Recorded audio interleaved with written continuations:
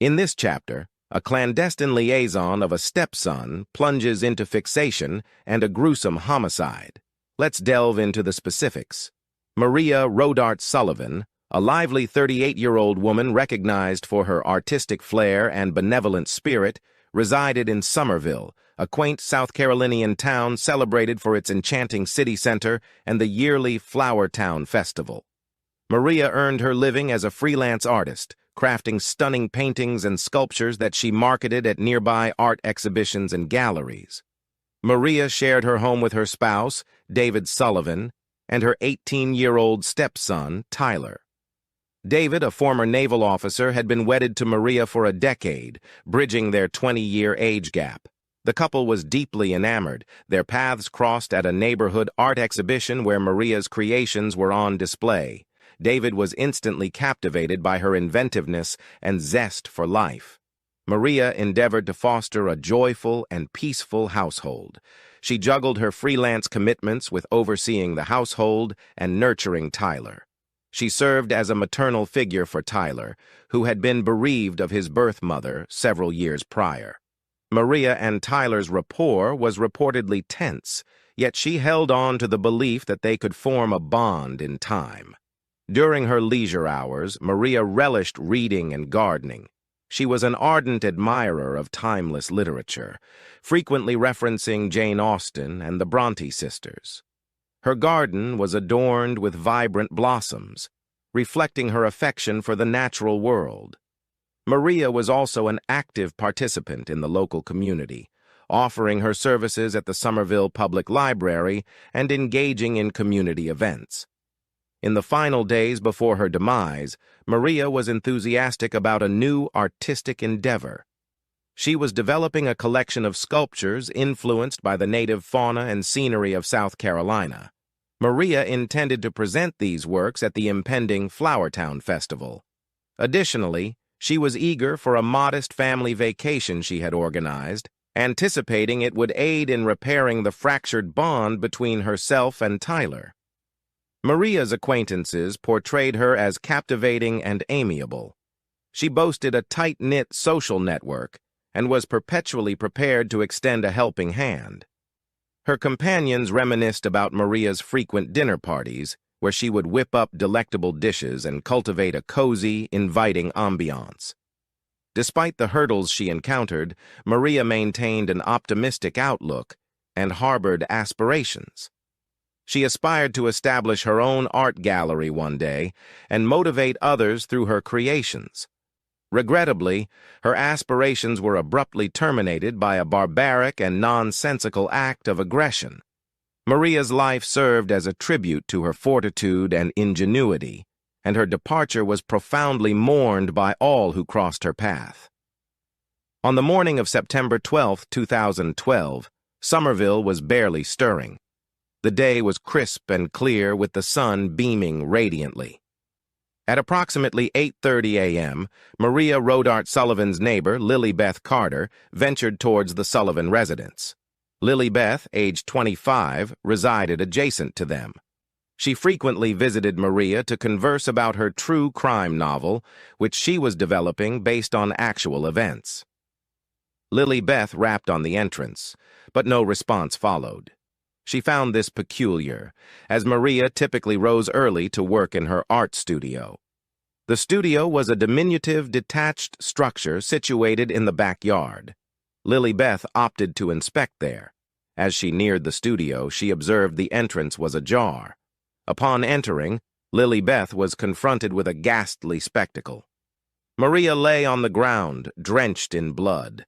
The chamber was in disarray, with shattered sculptures and fragmented glass scattered around. Maria's physique bore evidence of a savage altercation. Lily Beth was startled and appalled. Her hands quivered as she hastily dialed 911 on her mobile phone. The 911 operator soothed Lily Beth as effectively as possible and directed her to remain outside and await the authorities. Lily Beth, still in a state of shock, adhered to the guidelines. She stood in the yard, gazing at the studio, endeavoring to comprehend the sight she had just witnessed. The law enforcement officials arrived promptly. As they launched their inquiry, they observed the substantial sculpture near Maria's remains. It was evident this was the instrument employed to inflict numerous blunt force trauma injuries. The volume of blood and the condition of the studio pointed towards a frenzied assault. Lily Beth was interviewed by the police. She was still shaken but managed to provide a clear account of her mourning. She described her relationship with Maria and her reasons for visiting her. Detailed observations helped the investigators piece together the timeline of events leading up to the discovery of Maria's body. The discovery of Maria Rodart Sullivan's body marked the beginning of a complex and emotional investigation. Her friends and neighbors were left in shock, struggling to understand how such a brutal crime could happen in their peaceful community. Continued in the next comment due to character limit. The police arrived at the Sullivan house on the morning of September 12, 2012, knowing they had a serious crime on their hands. It was a sunny day in Somerville, and the peaceful neighborhood was quickly disturbed by the flashing lights and sirens of police cars. Detective Martin Coco, a seasoned investigator known for his thoroughness, led the team. With him was Officer Julia Montes, who was respected for her calm and methodical approach. They had both seen many crime scenes, but the brutality of this one stood out. The art studio where Maria's body was found was a small building in the backyard. As they entered, the detectives were met with a gruesome sight. Blood was splattered on the walls, and the floor was covered with broken sculptures and shattered glass. The room looked like a scene from a horror movie, a far cry from the creative space it usually was. Maria's body lay on the floor, showing signs of a violent struggle. It was clear that she had been beaten to death with a heavy sculpture found nearby. The sculpture was stained with blood, indicating it was the murder weapon. Maria had multiple blunt force trauma injuries, suggesting a frenzied and brutal attack. The police immediately began their investigation. They cordoned off the area to preserve evidence. Detective Coco and Officer Montes carefully examined the crime scene, looking for any clues. They used advanced forensic techniques, including fingerprint dusting and blood pattern analysis, to piece together what had happened. The detectives worked quickly but meticulously. They collected samples of blood and hair for DNA analysis and took photographs of the scene from every angle. They also found a few items that seemed out of place, like a torn piece of cloth and a broken piece of jewelry, which they bagged as evidence. Outside, neighbors gathered, watching with a mix of fear and curiosity. The police asked anyone who had seen or heard anything unusual to come forward. They also conducted door-to-door interviews to gather more information about the hours leading up to the discovery of Maria's body. As the day went on, the police presence grew. Additional officers arrived to help with the investigation, and the media started to gather, drawn by the shocking nature of the crime. News reporters from local stations like WCIV and the Post and Courier began reporting live from the scene, adding to the growing sense of urgency. By the end of the day, the police had gathered a substantial amount of evidence, but many questions remained. Who could have done this, and why? Detective Coco and Officer Montes knew they had a long road ahead, but they were determined to find justice for Maria. David Sullivan, Maria's husband, was the first suspect the police investigated. David, who was 58 years old, had a disciplined and stoic personality shaped by his years of service in the Navy. He married Maria 10 years ago, providing her with stability and support. Despite his stern exterior, David was deeply in love with Maria and very protective of his family. On September 12, 2012, after the police discovered Maria's body, they brought David in for questioning. Detective Martin Coco and Officer Julia Montes conducted the interview. David appeared calm, but was clearly shaken by the news of his wife's death. He told the detectives that he had been away on a business trip, staying at a Hampton Inn in Boston. He provided hotel receipts and confirmation of his check-in and check-out times to back up his alibi. David's interview lasted several hours. The detectives asked him about his relationship with Maria and any possible enemies she might have had. David spoke about the tensions between Maria and his son, Tyler. He mentioned that Tyler had been acting out since the death of his biological mother and struggled to accept Maria as a mother figure. David believed that despite these challenges, the family would eventually reconcile. The police also searched the Sullivan home for additional evidence. They went through David's belongings and searched his car, but found nothing suspicious.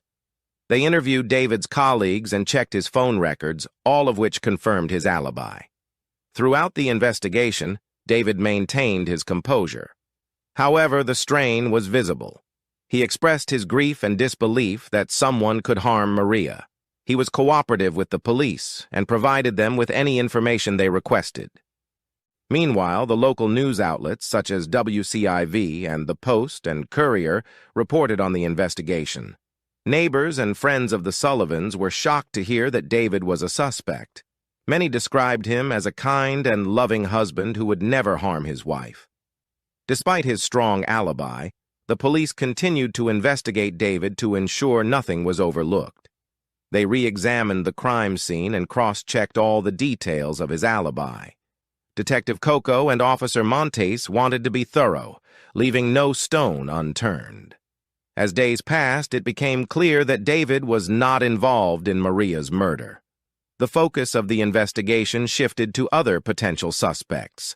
While David was cleared, the pain of losing Maria and being under suspicion was a heavy burden he had to bear. On September 15, 2012, just 3 days after the discovery of Maria's body, Somerville was covered in a light drizzle. The gray skies matched the somber mood in the town. Around noon, while reviewing the evidence collected from the crime scene, Detective Martin Coco noticed something unusual. Hidden among Maria's art supplies in her studio were dozens of letters. These were not just any letters, but sexually explicit love letters exchanged between Maria and someone else. Detective Coco and Officer Julia Montes carefully read through the letters. The content revealed a secret affair between Maria and an unidentified individual. The letters spoke graphically of secret sex acts and deep, conflicting emotions. This discovery was a significant breakthrough in the case and suggested a possible motive for the murder. Detective Coco called for a meeting with the entire investigative team. They discussed the contents of the letters and the implications. The team knew they had to identify the other person involved in the affair to understand the full context and potential motives. Officer Montes led the effort to gather more information. She visited Maria's close friends and neighbors, asking if anyone knew about the affair. Many were shocked and had no idea Maria was involved with someone other than her husband, David. The news quickly spread through the small, very conservative Southern community, creating a buzz of gossip and speculation. Meanwhile, forensic experts analyzed the letters for fingerprints and DNA evidence. They also checked Maria's phone records and email history to find clues about her secret lover. The investigation was thorough, and every detail was scrutinized. On the same rainy afternoon, while examining Maria's phone, the detectives found a series of explicit text messages and call logs that led them to suspect Tyler, Maria's 18-year-old stepson. The messages hinted at a strained and complicated sexual relationship between Maria and Tyler. Some of the texts were pleading, while others were more explicit and graphically described their sexual relationship. Detective Coco and Officer Montes were shocked by this new revelation. Tyler had always been seen as a troubled teenager, but the extent of his relationship with Maria was unexpected. The detectives knew they had to approach this delicately to get to the truth. The discovery of the love letters and text messages shifted the focus of the investigation. The police now had a clearer direction, and the pieces of the puzzle were slowly coming together. They prepared to interrogate Tyler again, this time with new, compelling evidence that could unlock the secrets behind Maria's tragic death. Through crime case solvers, interested in more real-life murder mysteries, be sure to like and subscribe to our channel. Do you have any thoughts about this case? Or have a case of your own you'd like us to investigate? Leave us a comment. Stay safe. True crime case. Tyler Sullivan and Maria Rodart Sullivan.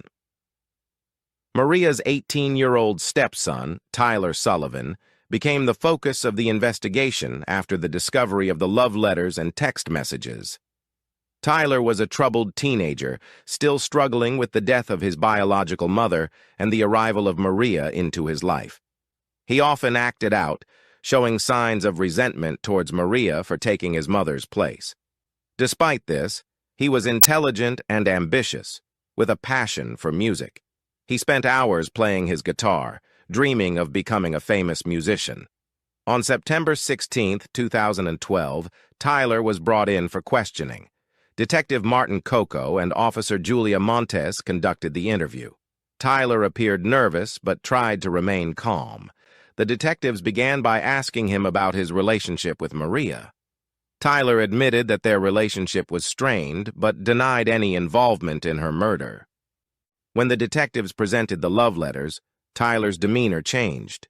He became visibly upset and defensive. He confessed to the affair, explaining that they started having sex about a year ago.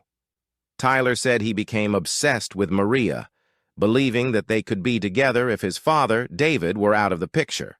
However, Maria tried to end the affair and focus on her marriage, which frustrated Tyler.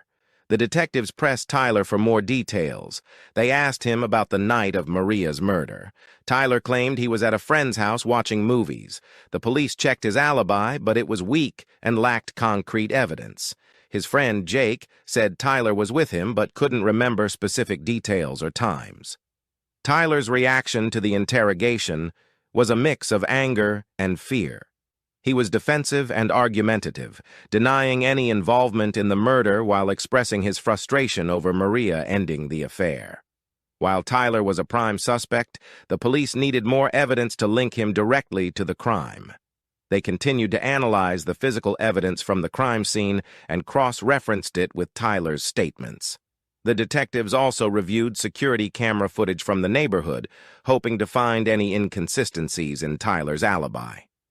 The investigation into Tyler was intense and thorough. Detective Coco and Officer Montes were determined to uncover the truth. They knew Tyler had a motive, but they needed solid evidence to prove his involvement. The love letters and text messages were crucial, but they had to build a strong case. The investigation was far from over, and the detectives continued to piece together the puzzle. Tyler remained a key figure in the case, and the police were determined to find justice for Maria. Lilybeth Carter, the Sullivans' 25-year-old neighbor, became another person of interest in the investigation. Lilybeth lived next door and frequently visited the Sullivan house. She had a keen interest in true crime stories and was working on a novel based on real-life events. Lilybeth was known for her observant nature and was often seen taking notes and photos around the neighborhood. On September 17, 2012, the police brought Lilybeth in for questioning. Detective Martin Coco and Officer Julia Montes conducted the interview. Lilybeth appeared calm and cooperative. She explained that she had a passion for writing and was fascinated by true crime. She often visited Maria to discuss her novel and get feedback on her writing. The detectives asked Lilybeth about the morning she discovered Maria's body. Lilybeth recounted the events in detail, describing how she found the studio door slightly open and discovered Maria lying on the floor. She spoke about her shock and horror and how she immediately called 911. The detectives noted that Lilybeth's account was consistent with the initial report. As the questioning continued, the detectives probed deeper into Lilybeth's relationship with the Sullivans.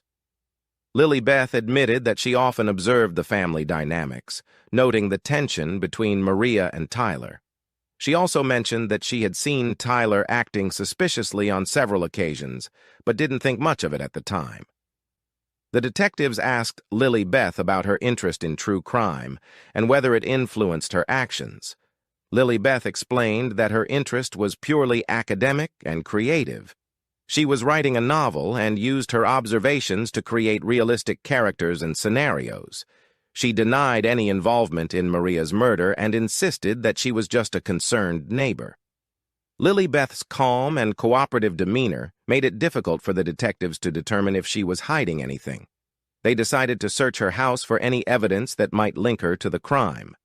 They found several notebooks filled with detailed observations about the neighborhood and the Sullivans, but nothing directly incriminating. Despite her cooperation, Lily Beth remained a person of interest. The detectives continued to monitor her closely, looking for any inconsistencies in her story. They also reviewed the security footage from the neighborhood, hoping to find any evidence that could either implicate or clear her. The investigation into Lily Beth continued, and the detectives faced the challenge of distinguishing between her genuine interest in true crime and any potential involvement in Maria's death.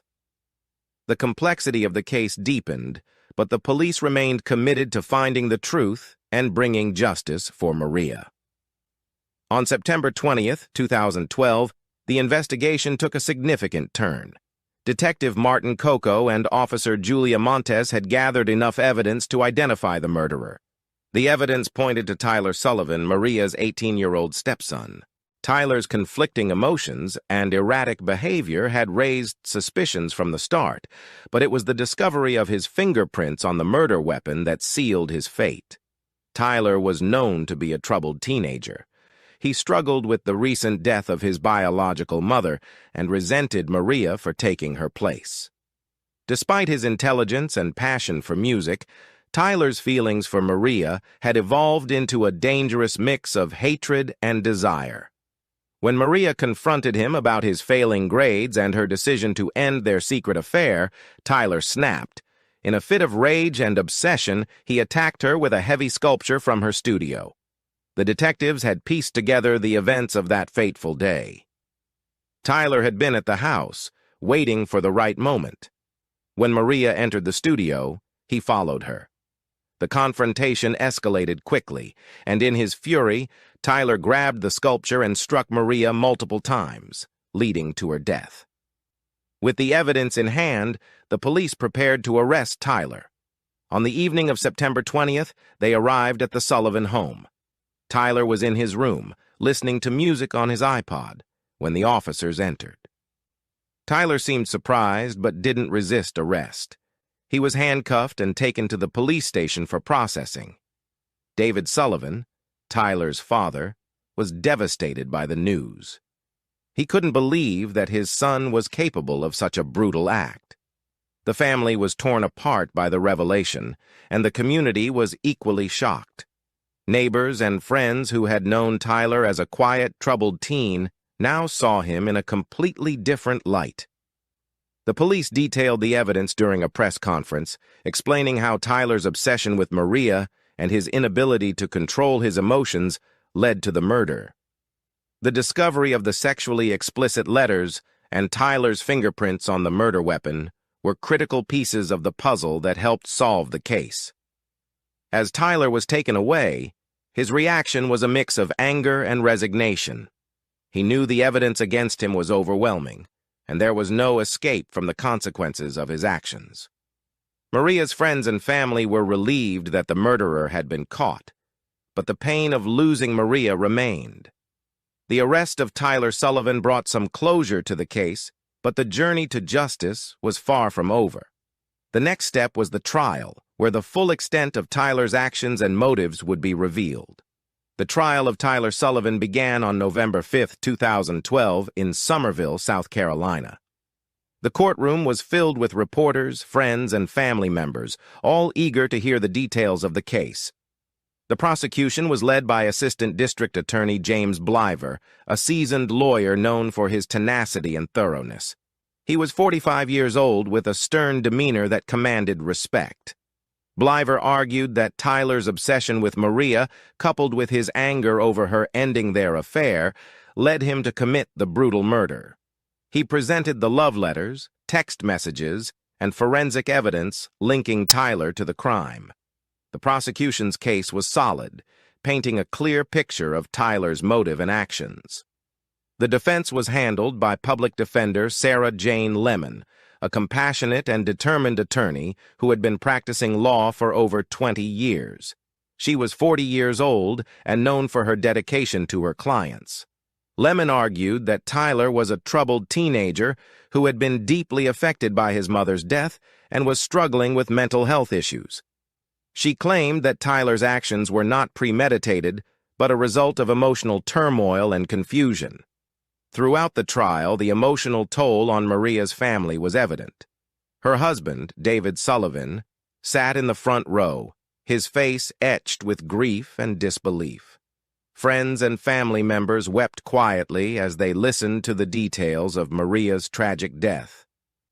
After several weeks of testimony and evidence, the jury deliberated for 2 days. On December 3, 2012, they returned with a verdict. Tyler Sullivan was found guilty of second-degree murder.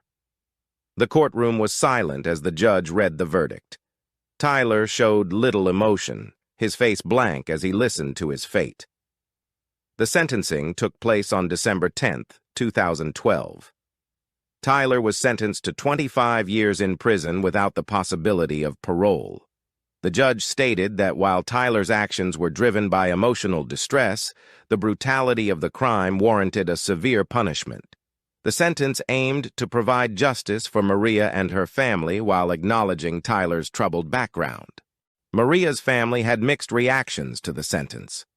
Some felt it was too lenient, given the nature of the crime, while others believed it was a fair balance between justice and compassion for Tyler's mental state.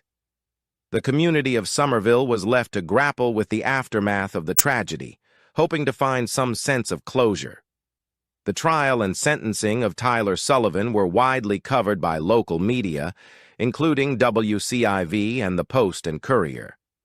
The case served as a somber reminder of the impact of emotional and mental health issues and the devastating consequences they can have.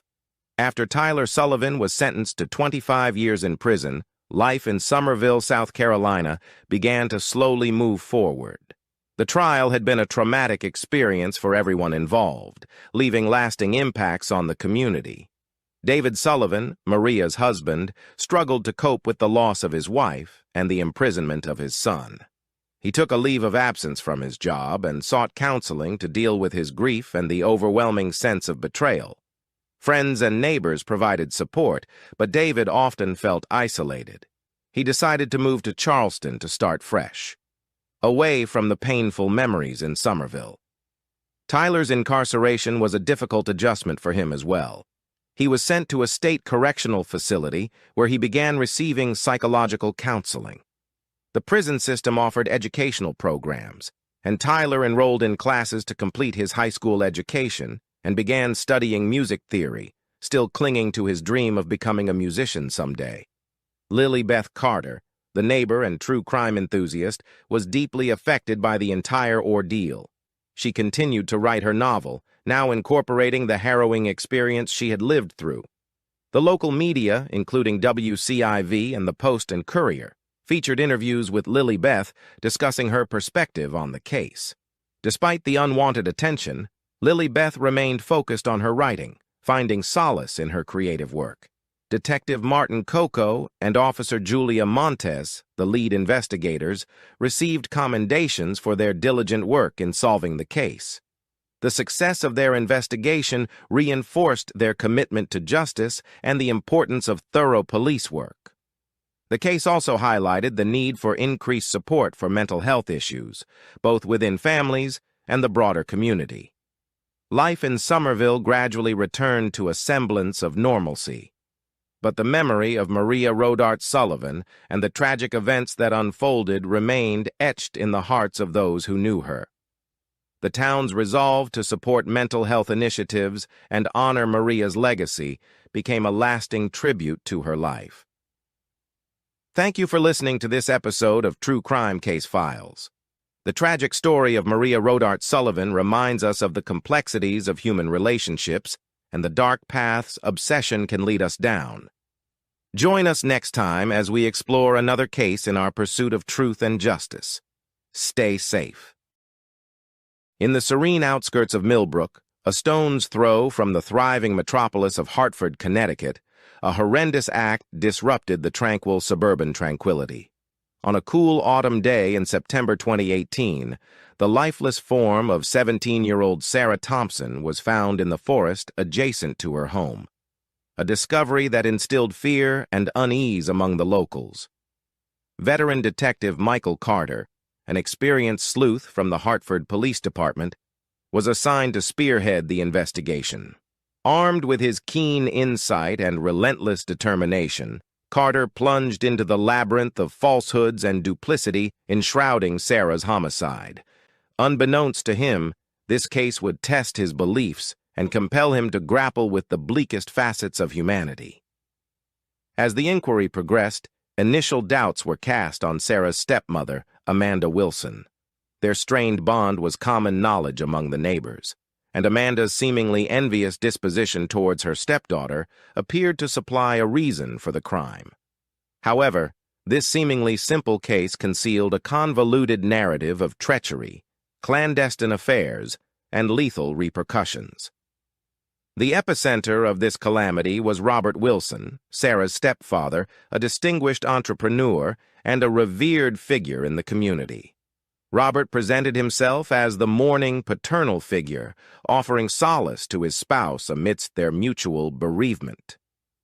Yet, as Detective Carter would soon unveil, Robert's meticulously crafted veneer hid a network of falsehoods that would eventually result in his ruin. This chronicle recounts a homicide that fractured a family, questioned a detective's judgment, and disclosed the catastrophic outcomes of unbridled yearning and disloyalty. It stands as a sobering caution that often the most menacing predators lurk undetected among us, disguised as ordinary citizens in our very own localities. Sarah Thompson, a lively and gifted adolescent, met a heart-rending demise merely weeks shy of her 18th birthday. Born to single-parent Amanda Thompson in 2001, Sarah matured into an intelligent and inquisitive girl, perpetually eager to absorb knowledge and traverse the world. From her formative years, Sarah exhibited a fervor for art and literature. Her educators frequently lauded her originality and perceptive compositions, identifying her as a pupil brimming with potential. Sarah's creative flair was showcased on the walls of her secondary school, and she had lately ventured into photography, seizing the splendor of nature in the forest behind her residence, the very same woods that would tragically become the location of her premature end. Despite her scholastic and artistic triumphs, Sarah's domestic life was far from idyllic. At the age of 12, her mother wed Robert Wilson, a prosperous local entrepreneur. While Sarah initially embraced the constancy that Robert introduced to their family, the rapport between stepdaughter and stepfather deteriorated as Sarah transitioned into adolescence. Companions and schoolmates portrayed Sarah as benevolent yet resolutely self-reliant. She boasted a close-knit circle of companions and was recognized for her stance against intimidation in school. Sarah's bond with her mother, Amanda, had always been intricate. As an only offspring, Sarah had been the focal point of Amanda's existence for years. However, Robert's entrance into their lives triggered a transformation in their relationship. Sarah frequently sensed that her mother favored her recent nuptials over their maternal connection, resulting in recurrent disputes and emotional detachment. In the weeks preceding her demise, those in Sarah's inner circle observed a transformation in her behavior. She grew more reserved, dedicating more time to solitude in her chamber, or meandering in the woods with her camera. Her artwork reflected somber subjects, and her usually diligent academic performance started to decline. Sarah's closest confidant, Emily, recalled Sarah appearing preoccupied and troubled. Yet, when queried, Sarah would dismiss apprehensions with a feigned grin and a diversion of topic. Unbeknownst to anyone at the time, Sarah had unearthed a secret that would ultimately cost her life. Driven by her pursuit of authenticity and innate inquisitiveness, she had discovered something that someone was prepared to eliminate, to conceal. Sarah Thompson's youthful existence, brimming with assurance and capacity, was extinguished just as she was on the verge of maturity. she departed, leaving behind a grieving society and an enigma that would rattle Millbrook's foundation. Robert Wilson, 45 years old at the time of Sarah's slaying, projected himself as the embodiment of suburban prosperity. An appealing and esteemed financial consultant, Robert had established a flourishing practice in Hartford, overseeing the finances of some of the city's most wealthy inhabitants. His refined appearance and self-assured manner made him a natural head figure in the community, partaking in the local Chamber of Commerce and mentoring junior soccer. Born into a blue-collar household in Boston, Robert ascended the social hierarchy through an amalgamation of allure, intellect, and relentless drive. He crossed paths with Amanda Thompson at a philanthropic event in 2012, and their whirlwind courtship reached its zenith in matrimony a mere 8 months later. To onlookers, Robert seemed to be the quintessential spouse and stepfather, bestowing stability and fiscal assurance upon Amanda and Sarah. However, beneath the facade of triumph and esteem, Robert concealed sinister secrets and unmet aspirations. The allure of his union with Amanda had swiftly waned, and he found himself enticed by the thrill of a clandestine liaison.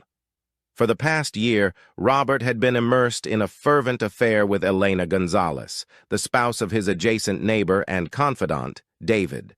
Robert's relationship with Elena transcended mere physical attraction. He felt invigorated in her company, experiencing a bond he thought he had never found with Amanda. The two paramours would rendezvous covertly, pilfering moments of ardor while their partners were occupied or attending to chores. Robert became adept at deception and manipulation to sustain his dual existence. As Sarah approached the end of her adolescence, Robert felt progressively uneasy around her. Her discerning character and sharp eye for particulars rendered him anxious that she might expose his unfaithfulness. He started evading one-on-one time with his stepdaughter, concocting pretexts to evade family suppers and gatherings. Comrades and associates portrayed Robert as captivating and benevolent, always equipped with a quip or a lending hand. David Gonzalez, oblivious to Robert's treachery, frequently extolled him as the optimal neighbor and companion a person could desire. Robert's clients had implicit faith in him, captivated by his self-assured guarantees and remarkable accomplishments. Yet those who knew Robert intimately detected an underlying sentiment of displeasure.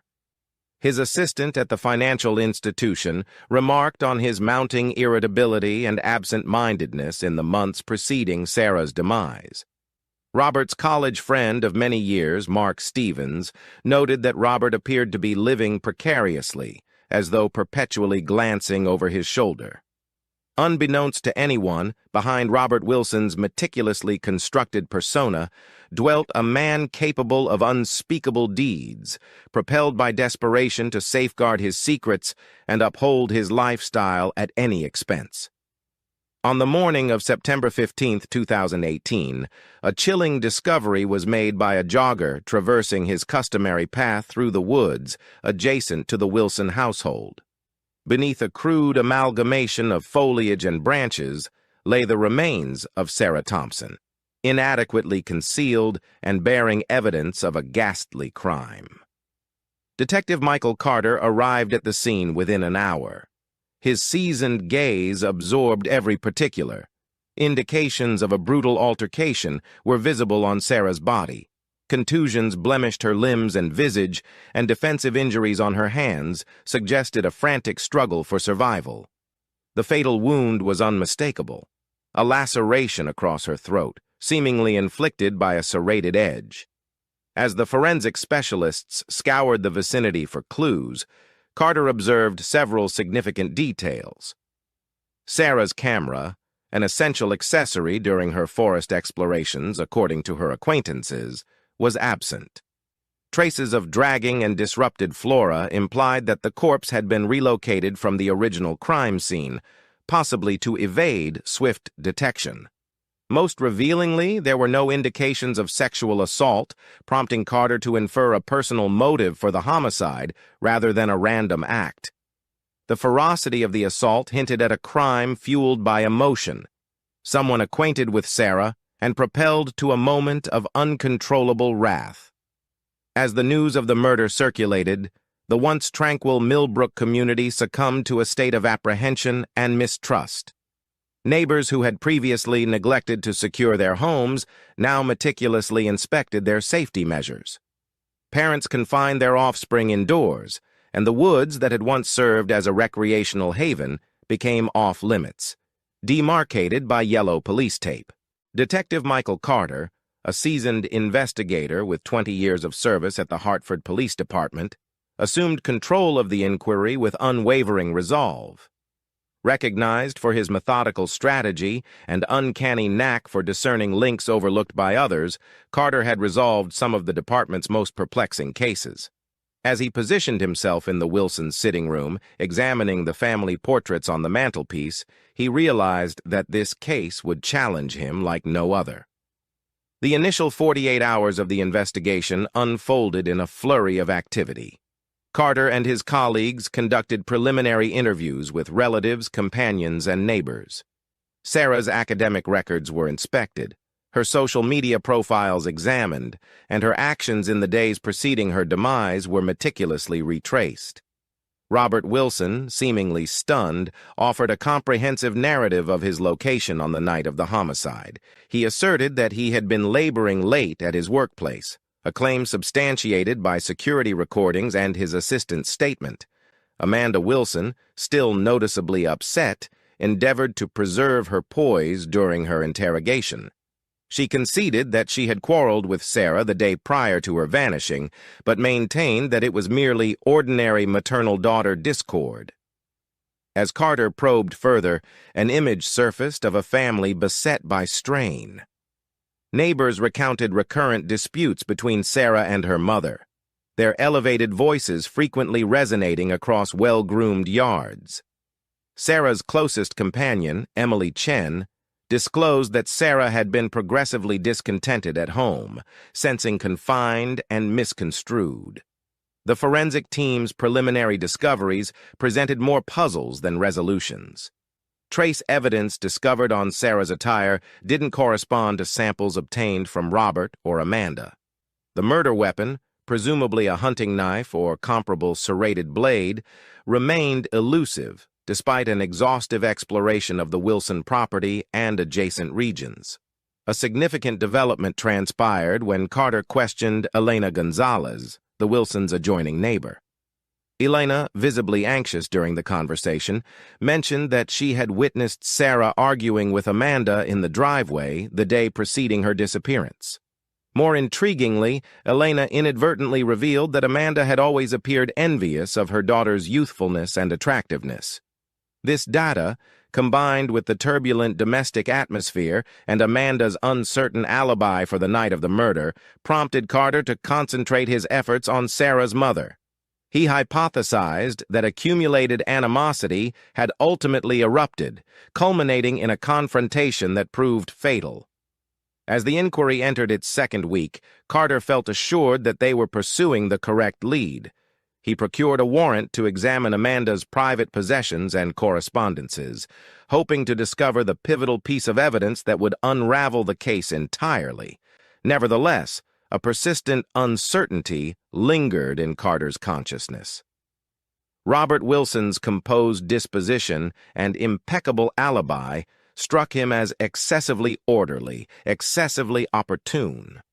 Unbeknownst to Carter, his intuition was guiding him towards a reality far more ominous than he could have conceived. As the inquiry advanced, all indications appeared to implicate Amanda Wilson as the principal suspect in her daughter's homicide. Detective Carter, impelled by the available evidence, commenced constructing a case against the 42-year-old homemaker with a turbulent history. Carter's squad unearthed a sequence of acrimonious text interactions between Amanda and Sarah in the weeks preceding the murder. In one particularly bitter altercation, Amanda accused Sarah of attempting to undermine her marriage, while Sarah retorted, labeling her mother a pitiful, envious elderly woman. These digital morsels seemed to substantiate the notion of a familial relationship that had reached its boiling point. Additional suspicion was aroused by Amanda's conduct following Sarah's demise. Initially devastated, she swiftly became guarded and evasive during interrogations. Her alibi for the night of the murder was feeble. She asserted that she had been at home alone viewing television, with no one to substantiate her account. An examination of the Wilson residence revealed a diary concealed in Amanda's bedside drawer. Entries chronicled her escalating animosity towards Sarah, bemoaning the girl's allure and the consideration she garnered from Robert. One unsettling passage stated, "Occasionally, I yearn for her to vanish. Our existence would be significantly improved without her incessant presence, her critical gaze." The prosecution against Amanda appeared to gain momentum when a neighbor reported witnessing her arrive home in the wee hours of the morning on the day Sarah's corpse was found. Amanda had no justification for this late-night venture, asserting she must have been sleepwalking, a condition she had never referenced before.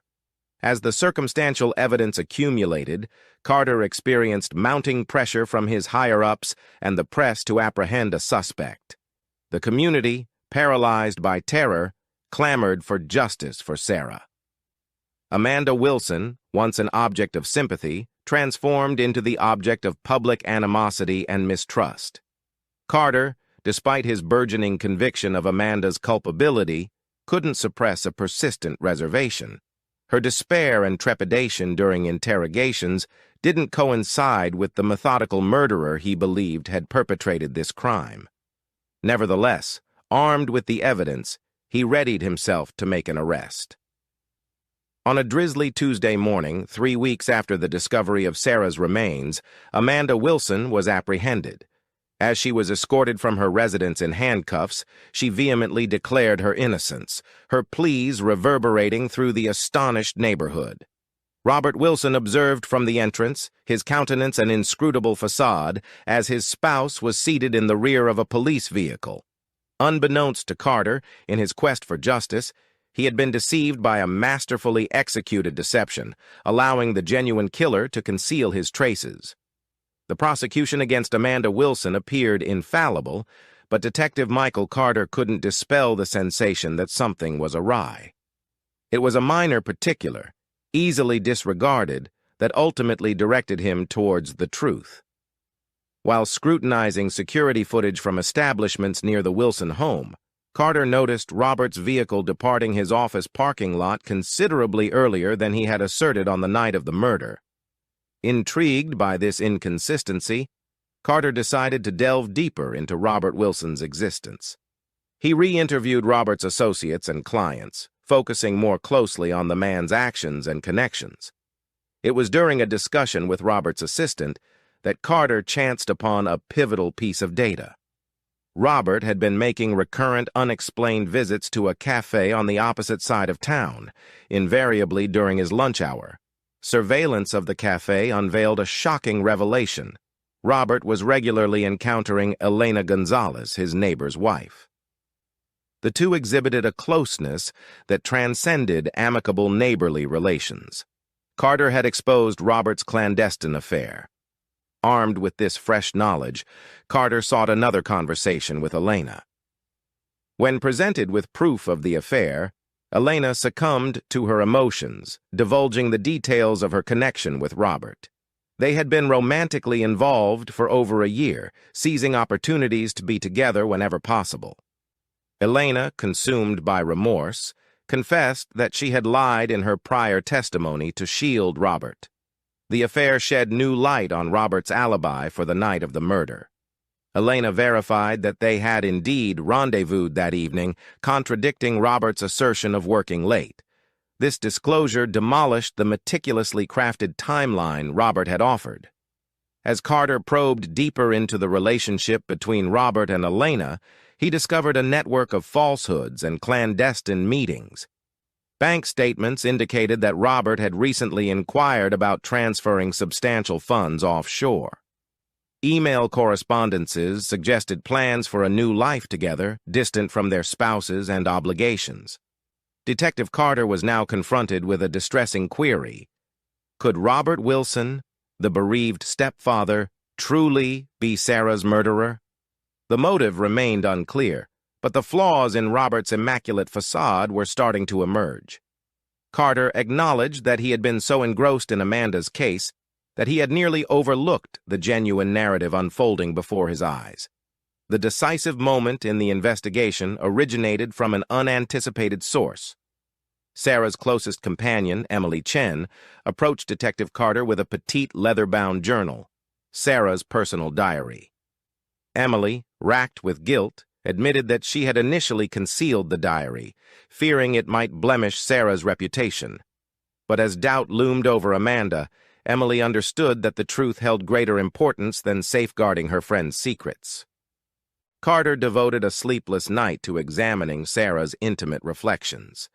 The diary depicted a vivid image of a young woman contending with a harrowing revelation. In entries dating back several months, Sarah chronicled her escalating suspicion that her stepfather was engaged in an extramarital affair.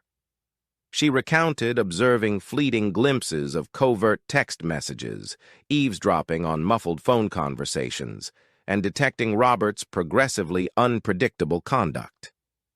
The most incriminating entry surfaced merely 3 days prior to Sarah's homicide. In tremulous penmanship, she detailed trailing Robert one evening and observing him in a tender embrace with Elena Gonzalez. Sarah expressed her revulsion and deception, wavering about whether to challenge Robert or inform her mother. This disclosure supplied the missing component of the enigma.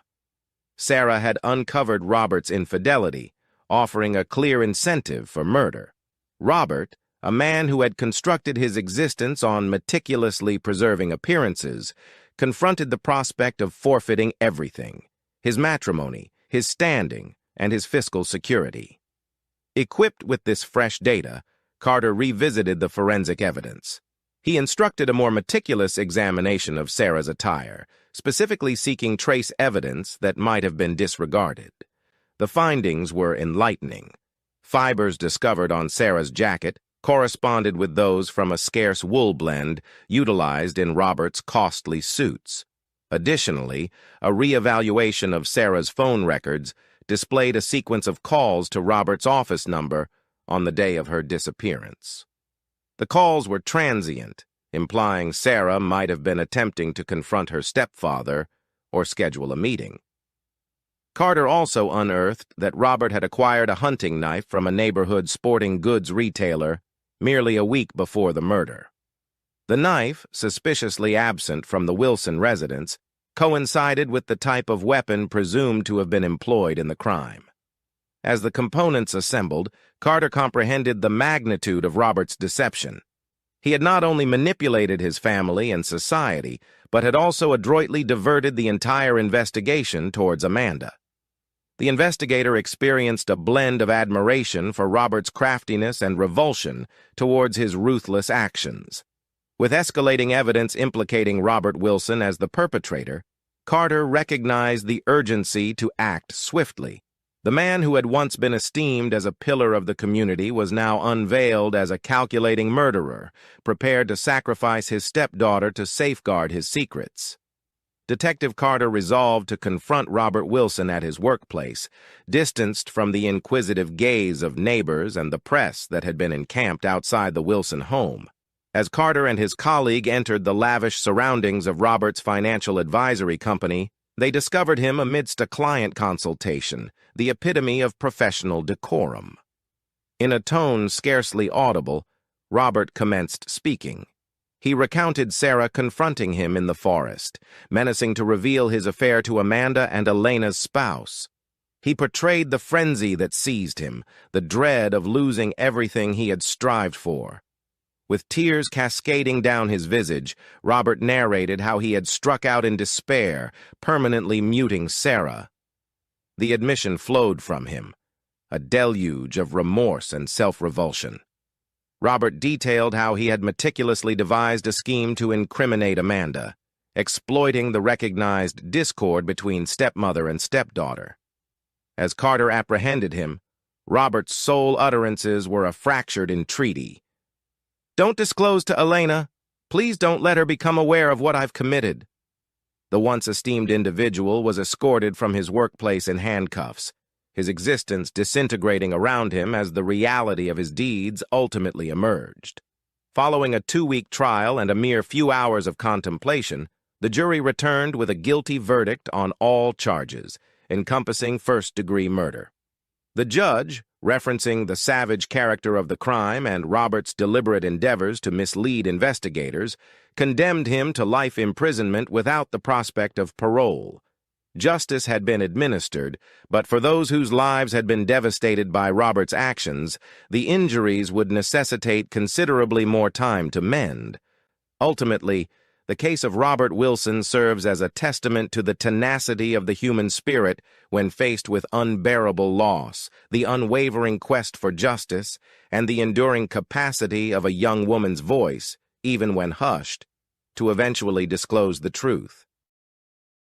We find ourselves transported to the sunny state of Florida back in September 2003, where a tale of deceit and dual lives unfolded following the chilling murder of a dedicated wife and cherished community figure. This is the narrative of Emily Kenyon, a woman who met an untimely demise upon unearthing the sinister secrets harbored by her spouse. Emily Kenyon, a vibrant 37-year-old, resided in the heart of West Palm Beach, Florida. Renowned for her benevolence and compassion, she nurtured an unusual fondness for serpents. As a curator at a nearby reptile sanctuary, she tended to an array of snakes, from pythons and boas to the elusive green mamba. Emily's affection for nature extended beyond her scaly companions. She was an avid gardener, devoting much of her leisure time to nurturing her flora. A biology graduate from the University of South Florida, Emily crossed paths with Marlon Kenyon during her academic journey. The pair exchanged vows soon after Emily's graduation, settling into a quaint abode boasting a spacious backyard, an idyllic setting for Emily's garden and serpent enclosures. Emily maintained a close bond with her kin, particularly her junior sibling, Brian, an educator based in Orlando. An active participant in her neighborhood, Emily volunteered at the local animal refuge and played a pivotal role in coordinating philanthropic events. As a proud member of the West Palm Beach Garden Club, she frequently imparted her horticultural wisdom to her circle of acquaintances. Emily's vivacious spirit and eagerness to extend assistance endeared her to many. September 2003 marked a pivotal shift in Emily's existence. She stumbled upon a startling truth. Her husband, Marlon, was clandestinely wedded to another woman, Zara Pinnock, who, to Emily's disbelief, was her gynecologist. This bombshell left Emily reeling, prompting her to confide in her trusted friend and colleague, Robert Banjovac, a fellow serpent enthusiast. Robert, concerned for her well-being, counseled her to exercise caution. Emily, resolute in her pursuit of the truth, decided to confront Marlon about his duplicitous marriage. Amidst the upheaval, she persevered with her daily obligations, caring for her serpents and cultivating her garden. She even partook in a community fair, where she assisted with a serpent display and basked in the delight of the captivated children. Amidst these trials, Emily received another revelation. She was expecting a child. This revelation further complicated her emotional state, yet she remained hopeful about the future. She intended to visit her brother in Orlando to confide in him about her predicament and seek guidance. Regrettably, Emily never had the opportunity to disclose her intentions. Her life was brutally snuffed out before she could navigate the tumultuous waters stirred by Marlon's treachery. The morning of September 10, 2003, dawned in West Palm Beach under a gloomy sky, heavy with the promise of rain. At approximately 7:30 a.m., as Linda Ross, Emily Kenyon's neighbor, was out walking her dog, she noticed an unusual stillness in Emily's typically bustling garden. Driven by concern, Linda approached the backyard fence and was met with a chilling sight. Emily lay motionless near her beloved rose bushes. As Linda drew closer, her heart pounded with dread. Emily was sprawled face down in a crimson pool, the victim of a savage beating. A bloodied golf club lay ominously nearby. Overwhelmed with panic, Linda hastily dialed 911, her voice trembling as she relayed the horrifying scene to the operator. Within moments, emergency services descended upon the scene, confirming Linda's worst fears. Emily was deceased. The once tranquil neighborhood was now abuzz with police activity, as stunned residents peered from their windows, struggling to comprehend the tragedy that had befallen their community. News of Emily's demise spread swiftly, leaving the residents of West Palm Beach in a state of shock and sorrow. Local media outlets, including the Palm Beach Post, reported on the incident, and the police vowed to bring the perpetrator of such a heinous act to justice. At around 7:45 a.m., Detectives James Avery and Avery Brooks of the West Palm Beach Police Department arrived at Emily's residence, their keen senses heightened by the urgency of the situation. Detective Avery, known for his sharp instincts and unruffled demeanor, took command of the scene. His partner, Detective Brooks, was methodical and meticulous, always diligent in preserving evidence. The once serene garden had been transformed into a gruesome crime scene, marred by blood-spattered grass and an upturned flower pot beside Emily's lifeless form. The detective's attention was immediately drawn to the blood-stained golf club, seemingly the instrument of the vicious attack. Emily's body bore the brutal marks of a violent struggle, with multiple injuries to her head and torso. The scene was one of chaos, with shattered flower pots and discarded gardening tools bearing testament to the ferocity of the assault. Forensic experts promptly arrived, meticulously collecting evidence such as the golf club, blood samples, and potential DNA traces. They methodically photographed the scene from every angle, ensuring no detail was overlooked. The crime scene unit also dusted for fingerprints on the golf club and surrounding surfaces. Detectives Avery and Brooks commenced their investigation by interviewing Linda Ross, the neighbor who had discovered Emily's body. Despite her shock, Linda provided a lucid account of her grim discovery. Her detailed and consistent statement aided the detectives in constructing an initial timeline of events. As the detectives delved deeper into the case, they scoured the neighborhood for potential leads. They engaged with the residents, inquiring about any unusual sights or sounds that morning. A few neighbors recalled hearing a heated argument the previous night, yet none could confirm having seen anyone entering or leaving the Kenyon property. Upon searching the house, the investigators found no signs of forced entry, suggesting that Emily might have been acquainted with her assailant. A thorough examination revealed no missing or disturbed personal belongings, effectively ruling out theft as a motive. Detectives Avery and Brooks recognized the urgency of the situation, as the evidence pointed towards a personal motive. They were resolute in their pursuit of the perpetrator behind this vicious crime. After meticulously reviewing the evidence, they prepared to interrogate those closest to Emily, beginning with her husband, Marlon Kenyon. The primary suspect in Emily Kenyon's murder was none other than her husband, Marlon Kenyon. At the age of 35, Marlon appeared to lead an idyllic life. He was a prosperous financial advisor in West Palm Beach and was renowned for his charisma and attractive appearance. However, Marlon harbored a sinister secret. He led a double life. In addition to his marriage to Emily, he was secretly married to another woman, Zara Pink, in Miami. Emily had uncovered this secret mere days before her murder, which had severely strained their relationship. Even more astonishing and unknown to both wives was Marlon's clandestine career as a gay adult film star, operating under the pseudonym Ash Ketchum. On the very day Emily's body was discovered, detectives James Avery and Avery Brooks summoned Marlon for questioning at the West Palm Beach Police Department. Despite his composed appearance, the detectives were determined to uncover the truth. "Marlon, can you account for your whereabouts last night?" "I was in Miami on business.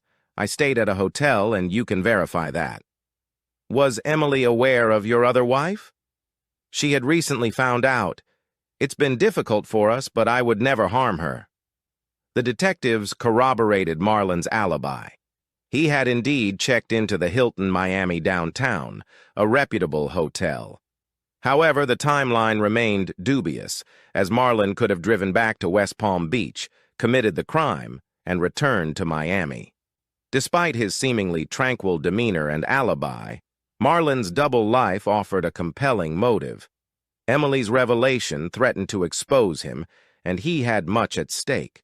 The detectives found Marlon's composure unsettling, as if he had rehearsed his responses. They persisted in questioning him about his whereabouts, his relationship with Emily, and his secret life. Marlon maintained his innocence, asserting that he loved Emily and would never harm her. The detectives were aware that they required more concrete evidence to establish Marlon's guilt. Although he was released, Marlon remained under close watch. Detectives Avery and Brooks persisted in their investigation into his background, hoping to unearth any incriminating evidence. They conversed with his colleagues, scrutinized his financial records, and even spoke with his second wife, Zara, who was equally shocked by the revelations. The case against Marlon was gradually strengthening, but the detectives were still in search of irrefutable proof. They remained hopeful that the ongoing investigation would yield the necessary evidence to bring Emily the justice she deserved.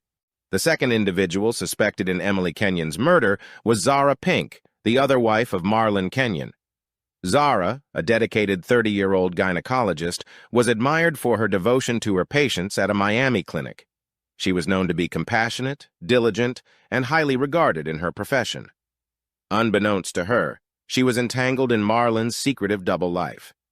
When detectives James Avery and Avery Brooks contacted Zara on September 12, 2003, she was about to be confronted with the truth about Emily's murder and Marlon's duplicity. She had been completely unaware of Marlon's other marriage. The detectives traveled to Miami to speak with Zara at her clinic. Upon their arrival, Zara welcomed them into her office, looking visibly distressed and pale. Zara's genuine reaction and willingness to cooperate made it clear that she, too, had fallen victim to Marlon's deception. She provided the detectives with Marlon's schedule and any pertinent details she could recall about his behavior in recent weeks. Despite her shock and sadness, Zara maintained her composure. She explained that she last saw Marlon on the evening of September 9th, when he left their home under the pretense of a business trip in Miami. Zara had no reason to doubt him, but now she felt an overwhelming sense of betrayal. The detectives inquired if Zara had any reason to suspect that Marlon might harm Emily. "No, I could never have imagined he was capable of such a thing," Zara replied, her voice quivering. Following the interview, detectives Avery and Brooks carefully reviewed Zara's statements and alibi. They confirmed that she was indeed at work on the night of Emily's murder, effectively eliminating her as a suspect. However, her testimony offered valuable insights into Marlon's character and potential motives. Zara's heartache and anger towards Marlon's betrayal were palpable. She fully cooperated with the investigation, eager to see justice served for Emily. With Zara no longer a suspect, the focus shifted back to Marlon. The detectives felt they were on the verge of uncovering the truth, but they needed more evidence to solidify their case. They hoped that further investigation would reveal the remaining pieces of the puzzle. On the morning of September 15th, 2003, 5 days after the tragic murder of Emily Kenyon, a breakthrough in the case emerged. The day began with sunshine and a gentle breeze, providing a temporary reprieve from the recent gloom. At approximately 9 a.m., Detective James Avery received a call from Henry Guanabo, the proprietor of a local pawn shop. Henry reported discovering a gold bracelet bearing Emily's initials in his establishment. Detectives Avery and Avery Brooks promptly made their way to Turner's Pawn Shop, situated on Clematis Street, a popular shopping district in West Palm Beach. The shop, though small, was brimming with an assortment of items, ranging from vintage guitars to antique jewelry. Henry handed the bracelet to Detective Avery, revealing that a man had attempted to sell it 2 days prior. Upon examining the bracelet, the detectives instantly recognized it as one Emily frequently wore. Henry supplied a description of the man, which bore a striking resemblance to Emily's close friend and co-worker, Robert Banjovac. The detectives sensed they were on the cusp of a significant discovery. They returned to the police station with the bracelet for further examination. At the station, forensic experts confirmed that the bracelet belonged to Emily. Additionally, they discovered fingerprints on it that matched Robert's. The detectives felt they were drawing closer to solving the case. Later that day, they reviewed surveillance footage from businesses in the vicinity of the pawn shop. The footage clearly showed Robert entering the shop, donning a baseball cap and sunglasses. This evidence provided a critical connection between Robert and the stolen bracelet. Detective Avery and Detective Brooks deliberated on their next course of action. They resolved to bring Robert in for questioning, hoping that the compelling new evidence would pressure him into confessing. The third individual suspected in Emily Kenyon's murder was Robert Banjovac, a 49-year-old close friend and colleague of Emily's in the snake-collecting community. Robert was known for his enthusiasm for reptiles and his deep, unrequited love for Emily. He had a history of mental instability and occasional violent outbursts, which caught the attention of the detectives.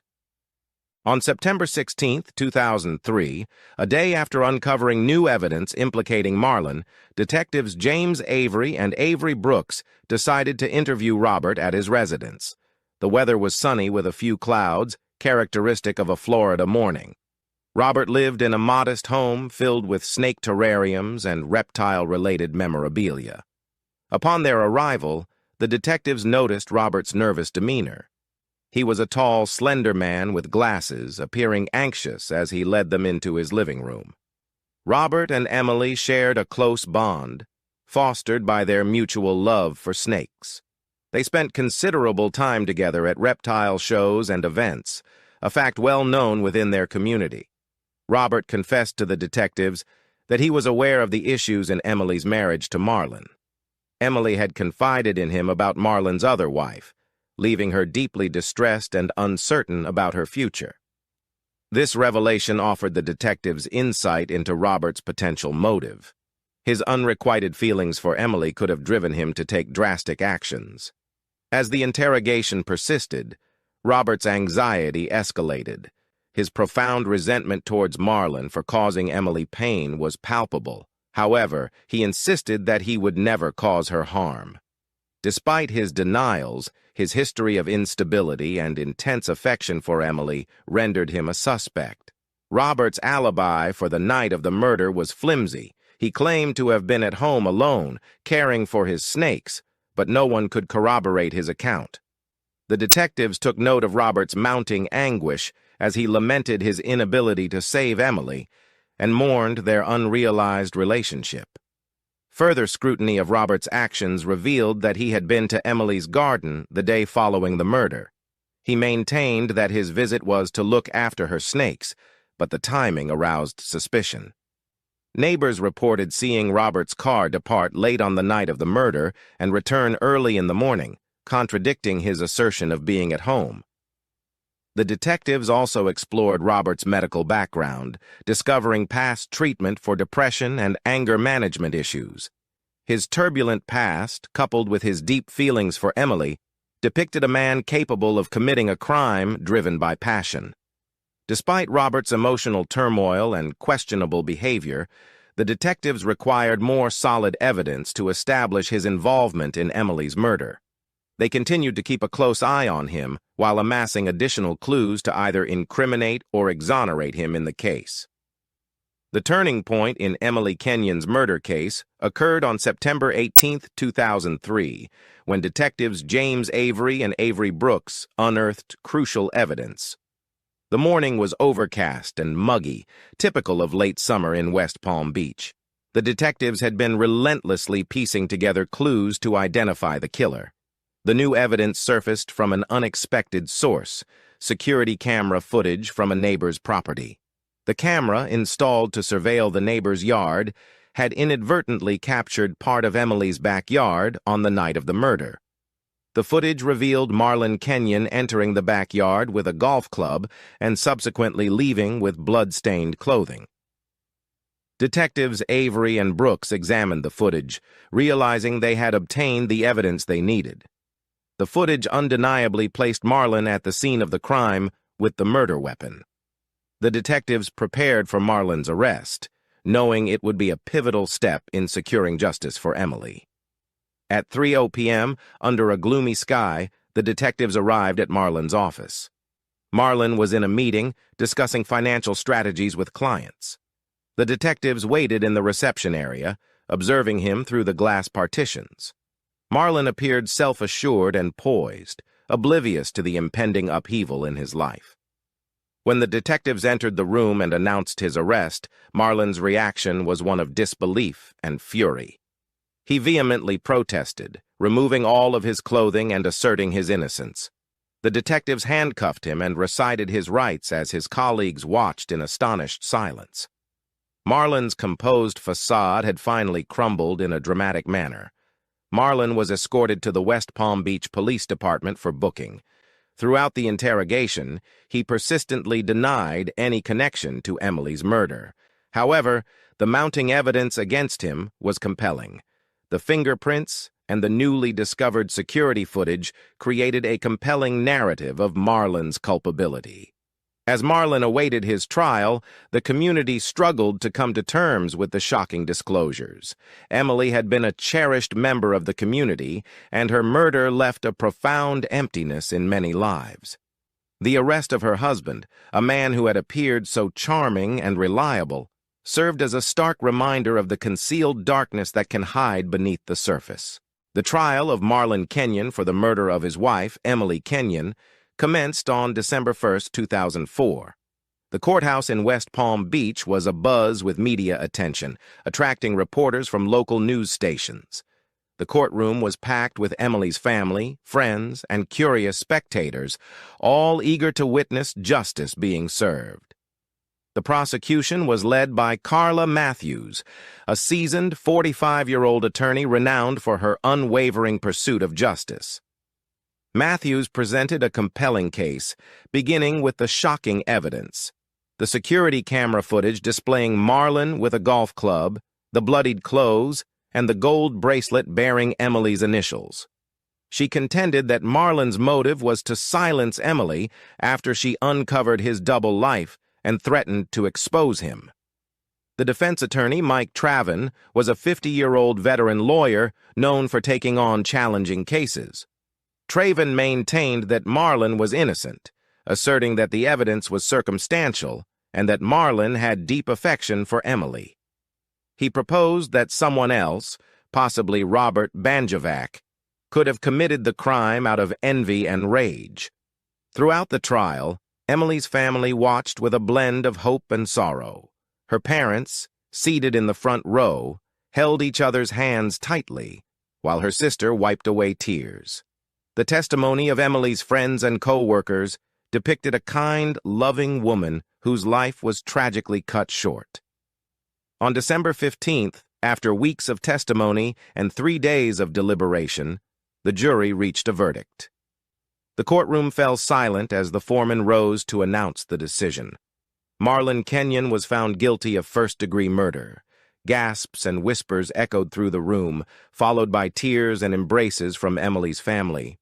Marlon was sentenced to life in prison without the possibility of parole. Addressing the court, Emily's brother underscored the severity of Marlon's treachery and the profound effect it had on his family and the community. As Marlon was escorted away in handcuffs, his once self-assured demeanor was replaced by a vacant expression. The verdict and sentencing provided a sense of justice for Emily's family and friends. While the anguish of losing her would never completely heal, they found comfort in knowing that Marlon would be held accountable for his crime. The community, too, experienced a degree of relief, as the conclusion of the trial signified the end of a dark era. Following Marlon Kenyon's sentence of life in prison without parole, those involved in Emily Kenyon's case gradually began to move forward. The trial, which had ended in December 2004, left a lasting impression on everyone. Emily's family grappled with her absence. Her parents found solace in their community and the support of friends, establishing a scholarship fund in Emily's name at the University of South Florida to aid aspiring snake enthusiasts in pursuing their dreams. Zara Pink, Marlon's second wife, faced a different kind of hurdle. Shocked and heartbroken by Marlon's deceit and crimes, she chose to leave West Palm Beach and return to her hometown of Trenton, New Jersey. Robert Banjovac, Emily's close friend and colleague, deeply struggled with her passing and his brief status as a suspect. After the trial, Robert sought therapy to cope with his grief and mental health issues. He also continued to care for Emily's snakes, ensuring her legacy lived on through their well-being. Marlon Kenyon, now serving his life sentence, remained largely silent. His double life and the tragic consequences of his actions were frequent topics of discussion among his fellow inmates and the prison staff. His downfall served as a cautionary tale about the destructive power of secrets and lies. Emily Kenyon's tragic death had a profound impact on everyone involved. While justice was served, the pain of her loss persisted.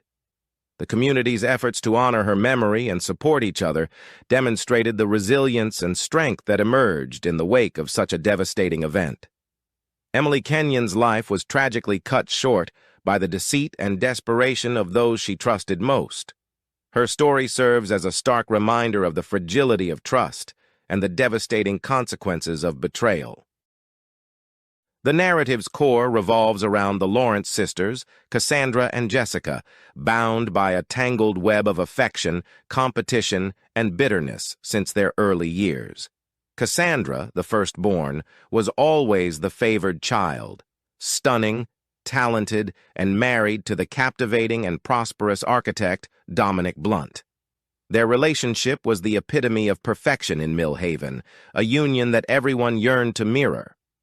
Born into a family of modest resources, their father was a local fisherman and their mother an educator. From their tender years, the contrast between the sisters was evident. They were poles apart. Cassandra, with her mild temperament, was the apple of her parents' eyes. She was exceptional in academics, adored by her mentors, and appeared to traverse the social landscape of Mill Haven with natural elegance. Her destiny seemed preordained. She would attend college, secure a reputable job, and establish a family with a decent man. Jessica, on the other hand, was a whirlwind of energy. From her first steps, she exuded a wild spirit that both captivated and disturbed those around her. Despite her intelligence matching that of her sister, Jessica's scholarly accomplishments were eclipsed by her defiant attitude and propensity for crossing lines. As they matured, the disparities between the sisters became increasingly apparent. Cassandra pursued an education degree, following her mother's path, while Jessica fluctuated between various disciplines, never truly discovering her niche. It was during this phase that Jessica's manipulative traits started to emerge. She would extricate herself from predicaments with her charm, employing her intellect and magnetism to manipulate situations to her benefit. Jessica's liaisons were consistently fervent, yet fleeting.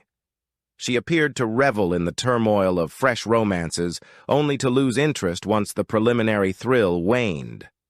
This behavior left a string of heartbroken admirers and resentful former partners, further solidifying her status as Mill Haven's outcast. Cassandra, on the contrary, had returned to her birthplace post-graduation and swiftly attracted the attention of Dominic Blunt, an emerging talent in the architectural realm. Dominic had arrived in Mill Haven to supervise the renovation of the town's historic beacon, but found himself enchanted by the town's serene beauty, both in its scenery and in Cassandra herself. Their courtship was swift and fervent, concluding in a dreamlike wedding that remained the town's buzz for several months. Dominic's profession continued to prosper, and soon he and Cassandra resided in a stunning abode overlooking the sea. Their life together appeared to be a contemporary fairy tale, but beneath the veneer of their idyllic marriage, fissures were starting to emerge. Cassandra, always the obedient daughter and spouse, discovered herself longing for more. She had abandoned her own aspirations of exploration and excitement to settle in Mill Haven, and a part of her begrudged the compromises she had made for her marriage. Dominic, on his end, grappled with his inner turmoil. The strain of his high-stakes profession and the small-town expectations bore down on him. He cherished Cassandra profoundly, but there were instances when the flawlessness they were obliged to preserve felt stifling. Amidst this fragile equilibrium, Jessica resurfaced in their lives. After years of wandering from one city to another, she found her way back to Mill Haven, professing a desire to re-establish ties with her origins. In truth, she was escaping another unsuccessful relationship and escalating debts, seeking sanctuary in the only place she knew would accept her. Cassandra, always the compassionate sister, warmly received Jessica, providing her a temporary haven until she regained stability. However, as Jessica acclimated to life in the Blunt residence, the dynamics among the trio started to alter in subtle yet impactful ways. The scene was prepared for a saga that would rock Mill Haven to its foundation, irrevocably transforming the lives of everyone involved. Initially, her presence appeared to rejuvenate Cassandra and Dominic's bond. Evenings brimmed with mirth and nostalgia as the sisters made up for lost time, with Dominic assuming the part of the considerate husband and brother-in-law. Yet, as days morphed into weeks, Jessica's genuine motives started to reveal themselves. Her gaze would fixate on Dominic a tad too long, her casual brushes becoming more recurrent and intentional. She would concoct pretexts to be alone with him, soliciting assistance with her vehicle, requesting counsel on job applications, or merely encountering him in the kitchen late at night when Cassandra had retired. Dominic, initially unaware of Jessica's overtures, discovered himself progressively captivated by her lively character. While Cassandra was consistent and dependable, Jessica was impulsive and thrilling. She listened with intense interest to his architectural concepts, posing insightful inquiries that made him feel genuinely comprehended. In those instants, Dominic experienced a spark he hadn't felt in ages. Dominic was a man of integrity, committed to his spouse and the life they had constructed together. He endeavored to estrange himself from Jessica, fabricating reasons to devote more time at the workplace or undertaking additional assignments that distanced him from home. However, Jessica was not readily disheartened. She detected the internal conflict in Dominic's gaze and perceived it as a challenge rather than a hindrance. She started to spin a meticulous web of allure, exploiting his vulnerabilities and unrealized longings. One night, as Cassandra participated in a school board assembly, Jessica engineered an apparently harmless dinner with Dominic. She prepared his preferred dish, uncorked a bottle of pricey wine, and cultivated an ambiance of closeness that was challenging to withstand. As they conversed deep into the night, Jessica artfully guided the dialogue towards Dominic's passions and aspirations, domains where she was aware Cassandra had never completely bonded with him. Dominic experienced a surge of emotions, admiration, longing, and immense remorse. He faltered in his reply, attempting to direct the discussion towards less perilous topics, but Jessica had already discerned her benefit. She inched closer, her hand grazing his.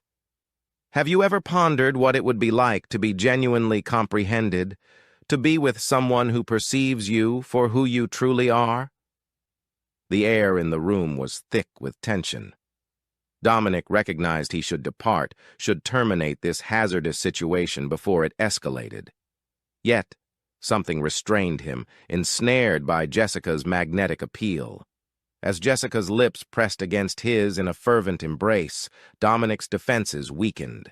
In that instant, the cornerstone of his matrimony started to fracture, instigating a sequence of occurrences that would culminate in unfathomable catastrophe. The ensuing weeks after that life-altering night were a haze of clandestine encounters and escalating guilt for Dominic. What had initiated as a transient error in judgment swiftly intensified into a full-fledged affair, with Jessica and Dominic devising increasingly inventive methods to be together without rousing Cassandra's doubts. Their trysts varied from hasty meetings in Dominic's workplace to meticulously arranged business excursions that enabled them to evade the vigilant gaze of Mill Haven. Jessica delighted in the exhilaration of their illicit affair, each secret rendezvous amplifying her sense of victory over her sister. For Dominic, the liaison was an addictive blend of thrill and self-condemnation. Each meeting left him both elated and consumed by guilt. Jessica, the consummate manipulator, was adept at maintaining Dominic's captivation. She portrayed the ideal paramour, alternating between ardent seductress and susceptible confidant. She would pay heed to his work-related frustrations and his unrealized aspirations, proffering the comprehension and endorsement he yearned for. "I've never encountered anyone like you, Dominic," she would murmur during their private moments. "You merit so much more than this modest community can provide you." Her statements were meticulously selected, sowing seeds of dissatisfaction in Dominic's psyche about his existence with Cassandra. She depicted captivating images of the prospect they could share, a life brimming with adventure and fervor, liberated from the limitations of small-town anticipations. Dominic discovered himself progressively conflicted between his burgeoning affections for Jessica and his devotion to Cassandra. The dual existence he was maintaining started to exact its penalty, materializing in emotional volatility and uncharacteristic conduct that didn't escape his wife's notice. At home, Dominic's culpability surfaced as a combination of emotional detachment and overcompensation. There were instances when he could scarcely meet Cassandra's gaze, and others where he would inundate her with affection, impelled by contrition. He immersed himself in his profession, accepting more assignments than ever before, utilizing his vocation as both a refuge and a justification for his recurrent absences. Jessica, in her capacity, executed the part of the devoted sister-in-law flawlessly. She would engage Cassandra in extended discussions, pretending fascination in her mundane existence while covertly relishing in her duplicity. Instants would arise when a glimmer of remorse would traverse Jessica's visage, a fleeting acknowledgement of the distress she was inflicting on her sister. However, these instants were swiftly quashed, eclipsed by her yearning for Dominic and her profoundly ingrained compulsion to finally eclipse Cassandra. As the affair advanced, the hazards they undertook amplified. They commenced convening in more public venues, their craving for one another superseding their prudence. There were narrow escapes, a neighbor who nearly discovered them in a clinch, a co-worker of Cassandra's who spotted them dining together in an adjacent town. Each near exposure merely intensified their bond, the peril morphing into an integral facet of the enticement.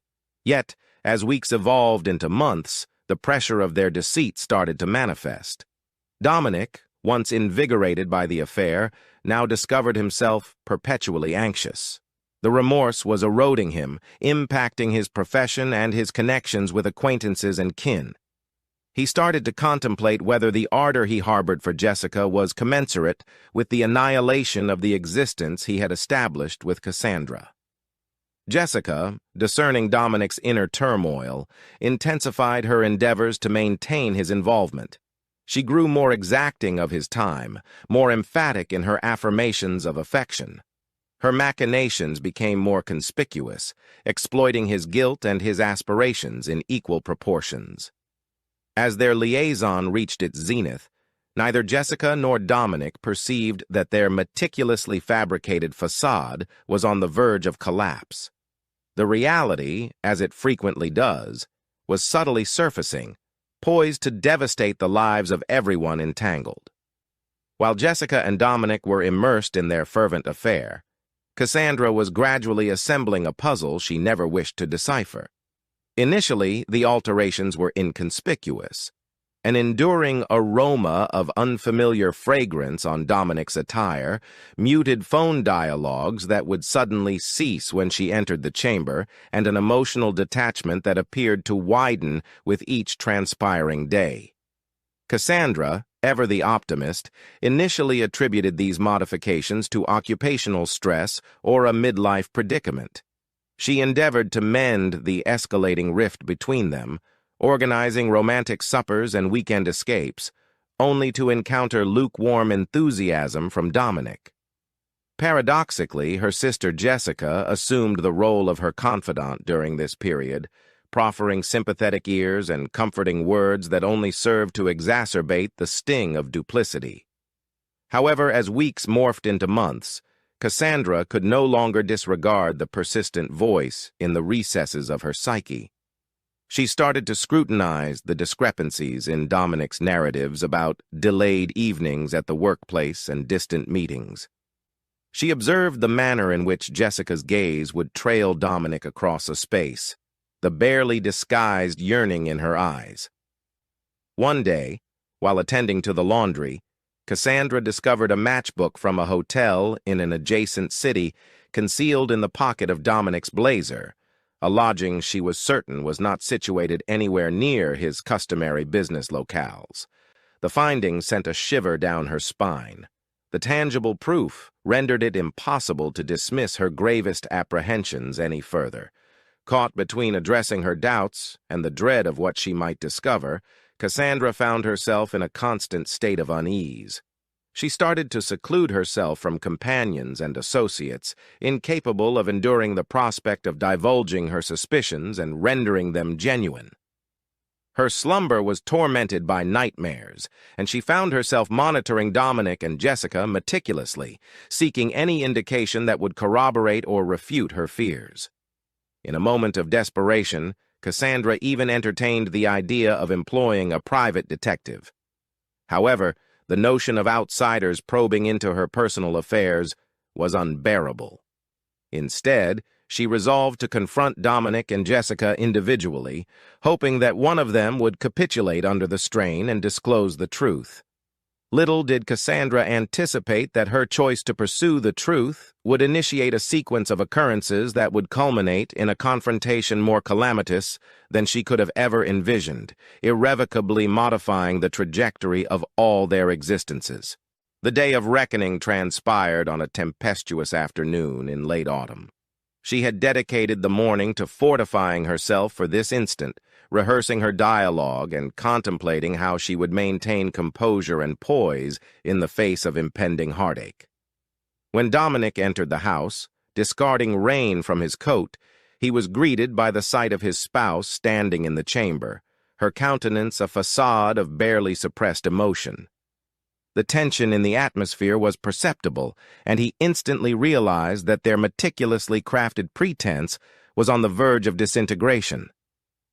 "We need to discuss something," she initiated, her voice wavering marginally despite her utmost endeavors. "I am aware of your relationship with Jessica." The hue drained from Dominic's visage, his mouth gaping as he grappled to articulate words. In that moment of astonished silence, Cassandra deciphered the reality plainly etched across his features, and her final vestige of optimism dissipated. "How long?" she inquired, her voice escalating. "How long have you been intimate with my sister?" Dominic's posture drooped in surrender. He recognized there was no purpose in denying it any longer. "Cassandra, I apologize profoundly. It simply transpired." Cassandra interrupted him with a caustic chuckle. "You never intended to? Did you accidentally stumble into her bed?" The dam burst, and months of accumulated doubt and anguish gushed forth. Cassandra bombarded Dominic with accusations and inquiries, her voice reverberating throughout the residence. Dominic, for his part, could only remain there and endure her wrath, offering feeble apologies that did nothing to quell the surge of her indignation. As their dispute reached its peak, the entrance door creaked open and Jessica entered, halting abruptly at the sight before her. For an instant, the trio remained frozen in a portrayal of deception and remorse. Jessica, how thoughtful of you to join us, Cassandra hissed. We were merely discussing your liaison with my spouse. Jessica's gaze flickered between Cassandra and Dominic, her thoughts racing to devise an escape from this predicament. Dominic, caught between the two sisters, attempted to mediate. Please, let us simply calm down and discuss this rationally, he implored. His remarks only served to redirect Cassandra's fury. In a burst of wrath, Cassandra seized a vase from the coffee table and flung it across the chamber, barely missing Dominic's head. It disintegrated against the wall, the crash accentuating her words. The noise appeared to rouse Jessica from her defiant posture. For the first time, a glimmer of contrition crossed her visage. Dominic and Jessica exchanged a glance of helpless guilt before gradually making their way to the exit. As it sealed behind them, Cassandra crumpled onto the couch, her frame convulsing with sobs. The existence she had recognized, the destiny she had envisioned, it had all disintegrated into ashes in a matter of moments. As the tempest raged outside, Cassandra's psyche was a maelstrom of sentiments: fury, humiliation, treachery, and an overwhelming sense of deprivation. In that instant, she arrived at a determination that would initiate the final, catastrophic act of this sordid narrative. The bartender, a seasoned man named Hank, observed with mounting apprehension as Cassandra downed beverage after beverage. He had encountered his fair share of patrons submerging their miseries, but something about the untamed expression in Cassandra's eyes unsettled him. "Another," Cassandra requested, her utterances marginally incoherent. Hank faltered, but served her another whiskey neat, silently pledging it would be her final one. As the night progressed, the bar emptied out, abandoning Cassandra alone with her reflections and her drinks. The liquor had numbed the acute edges of her agony, substituting it with a resentful determination. Around midnight, Hank gently recommended it was time for her to return home. "Need me to summon you a taxi, miss?" Cassandra dismissed him, fumbling in her handbag for her vehicle keys. "I'm fine," she asserted. "I just need to depart from here." Hank attempted to halt her, but Cassandra was already lurching towards the exit. As she stumbled into the parking area, Cassandra managed to start her automobile. The motor roared to vitality in the tranquil night, and she pulled away from the parking space, her vision obscured and her reactions perilously sluggish. The serpentine coastal route unfurled before her, a thread of asphalt scarcely discernible in the lunar radiance. As she navigated the vehicle, Cassandra's psyche was a tumultuous vortex of sentiments: indignation towards Dominic and Jessica's duplicity, humiliation for not perceiving the indications sooner, apprehension of the ambiguous destiny that now awaited her. The velocity indicator ascended as she exerted pressure on the accelerator. Calamity transpired on an especially hazardous bend. Cassandra's impaired responses betrayed her, and she negotiated the curve excessively swift. She perceived the automobile initiating to skid, tires screeching against the asphalt. In a moment of petrifying lucidity, she acknowledged her blunder. However, it was too late. The safety barrier yielded with a nauseating crunch of metal, and abruptly, Cassandra was airborne. Then obscurity enveloped her as the vehicle plunged over the precipice's brink, rotating end over end towards the jagged boulders beneath. The initial beams of daybreak were just illuminating the skyline when Officer Liam Murphy received the alert. A jogger had discovered a demolished vehicle at the base of Whispering Cliffs, an infamous segment of coastline. Murphy, an experienced member of Mill Haven's compact law enforcement unit, felt a sensation of foreboding as he proceeded to the location. The spectacle that awaited him was dismal. The automobile, a silver sedan, was barely distinguishable, having been pulverized by the collision and pummeled by the waves. As the rescue squad endeavored to retrieve the vehicle from its perilous situation, Murphy commenced the gloomy responsibility of deciphering what had occurred. The license plate, remarkably still unscathed, swiftly recognized the car as belonging to Cassandra Blunt. Murphy sensed his spirit plummet. He was acquainted with Cassandra, as were most inhabitants of Mill Haven. The notion of conveying this information to her kin loomed heavily upon him. As the day progressed and the complete magnitude of the catastrophe became evident, murmurs started to disseminate through the community. Cassandra Blunt deceased in what appeared to be an inebriated driving mishap. It seemed implausible, entirely out of character for the woman everyone regarded as dependable and rational. Detective Sarah Watson, summoned from the nearest metropolis to direct the inquiry, discerned there was more to the narrative. Her astute observation noted particulars that didn't entirely coincide. The absence of skid marks on the route, implying no effort to decelerate. The peculiar angle of the car's course off the cliff, the fact that Cassandra had been consuming alcohol independently, something her companions affirmed she never did. Upon Watson's arrival at the Blunt abode to disclose the news, she was struck by the tangible tension in the atmosphere. Dominic Blunt's response to his spouse's demise appeared strangely subdued, tainted with guilt. And the presence of Jessica Lawrence, Cassandra's sister, in the dwelling at such an early hour aroused immediate suspicion. In the subsequent days following Cassandra's demise, Detective Watson engrossed herself in the inquiry, unveiling the chaos beneath Mill Haven's seemingly idyllic facade by delving into its depths. Her initial course of action involved retracing Cassandra's ultimate hours, a mission that directed her to the rusty anchor and its hesitant bartender, Hank. Hank's narration of Cassandra's condition on the evening of her passing depicted an image of a woman in profound emotional turmoil. She was consuming them as if there was no tomorrow, he conveyed to Watson, remorse engraved on his worn visage. I endeavored to prevent her from driving. This statement starkly contradicted everything Watson had learned about Cassandra from acquaintances and colleagues. The woman they portrayed was prudent, accountable, not someone who would indulge in excessive drinking and subsequently operate a vehicle. Watson's doubts intensified. Her subsequent concentration was on Dominic Blunt and Jessica Lawrence. Their demeanor since Cassandra's death had been peculiar, to say the least. Rather than mourning independently, they appeared to be relying on each other for comfort, their exchanges characterized by significant looks and muted dialogues that would suddenly halt as others neared. A turning point transpired when Watson conversed with Cassandra's dearest friend, Olivia Chen. Initially, Olivia was hesitant to disparage the deceased or inflict additional anguish on the family. However, as Watson delicately persisted, the floodgates opened.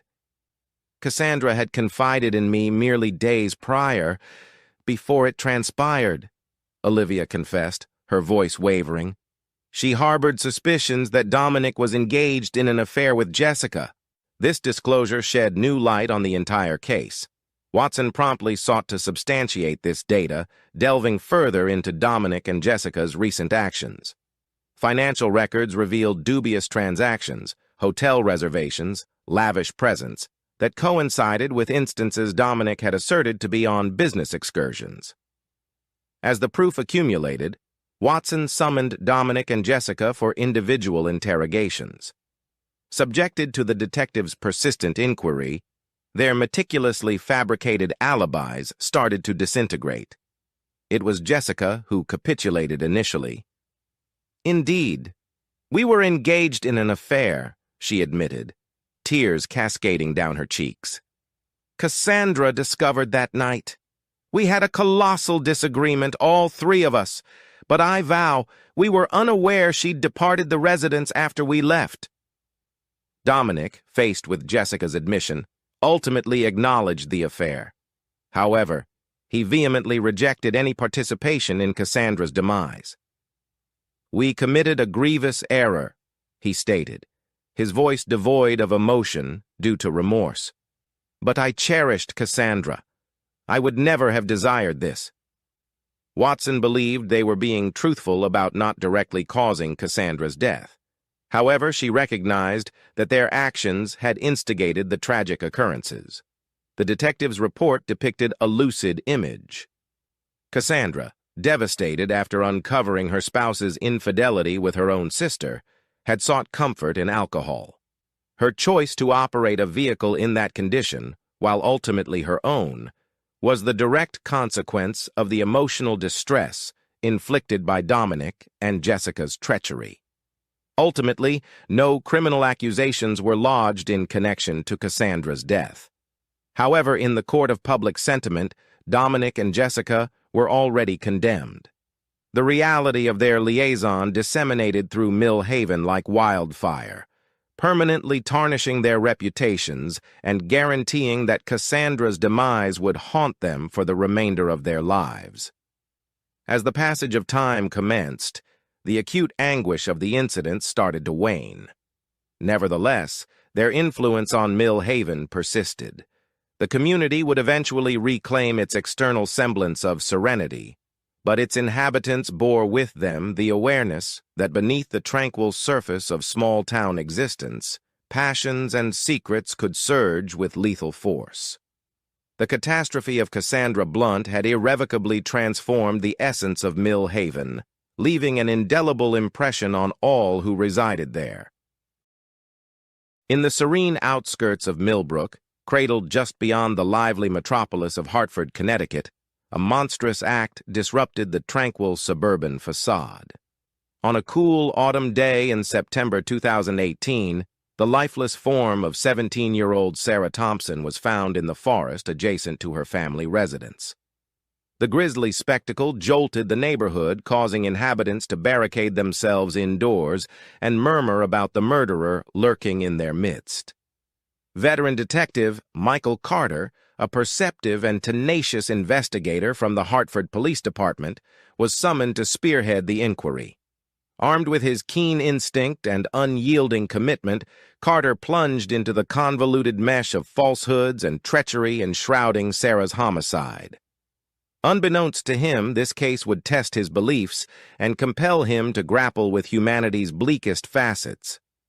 As the probe progressed, initial doubts were cast upon Sarah's stepmother, Amanda Wilson.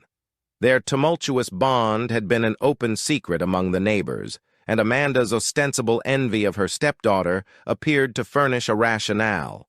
However, beneath the veneer of this seemingly simple case, a tangled narrative of duplicity, clandestine affairs, and lethal repercussions awaited. At the epicenter of this calamity was Robert Wilson, Sarah's stepfather, a distinguished entrepreneur and community stalwart.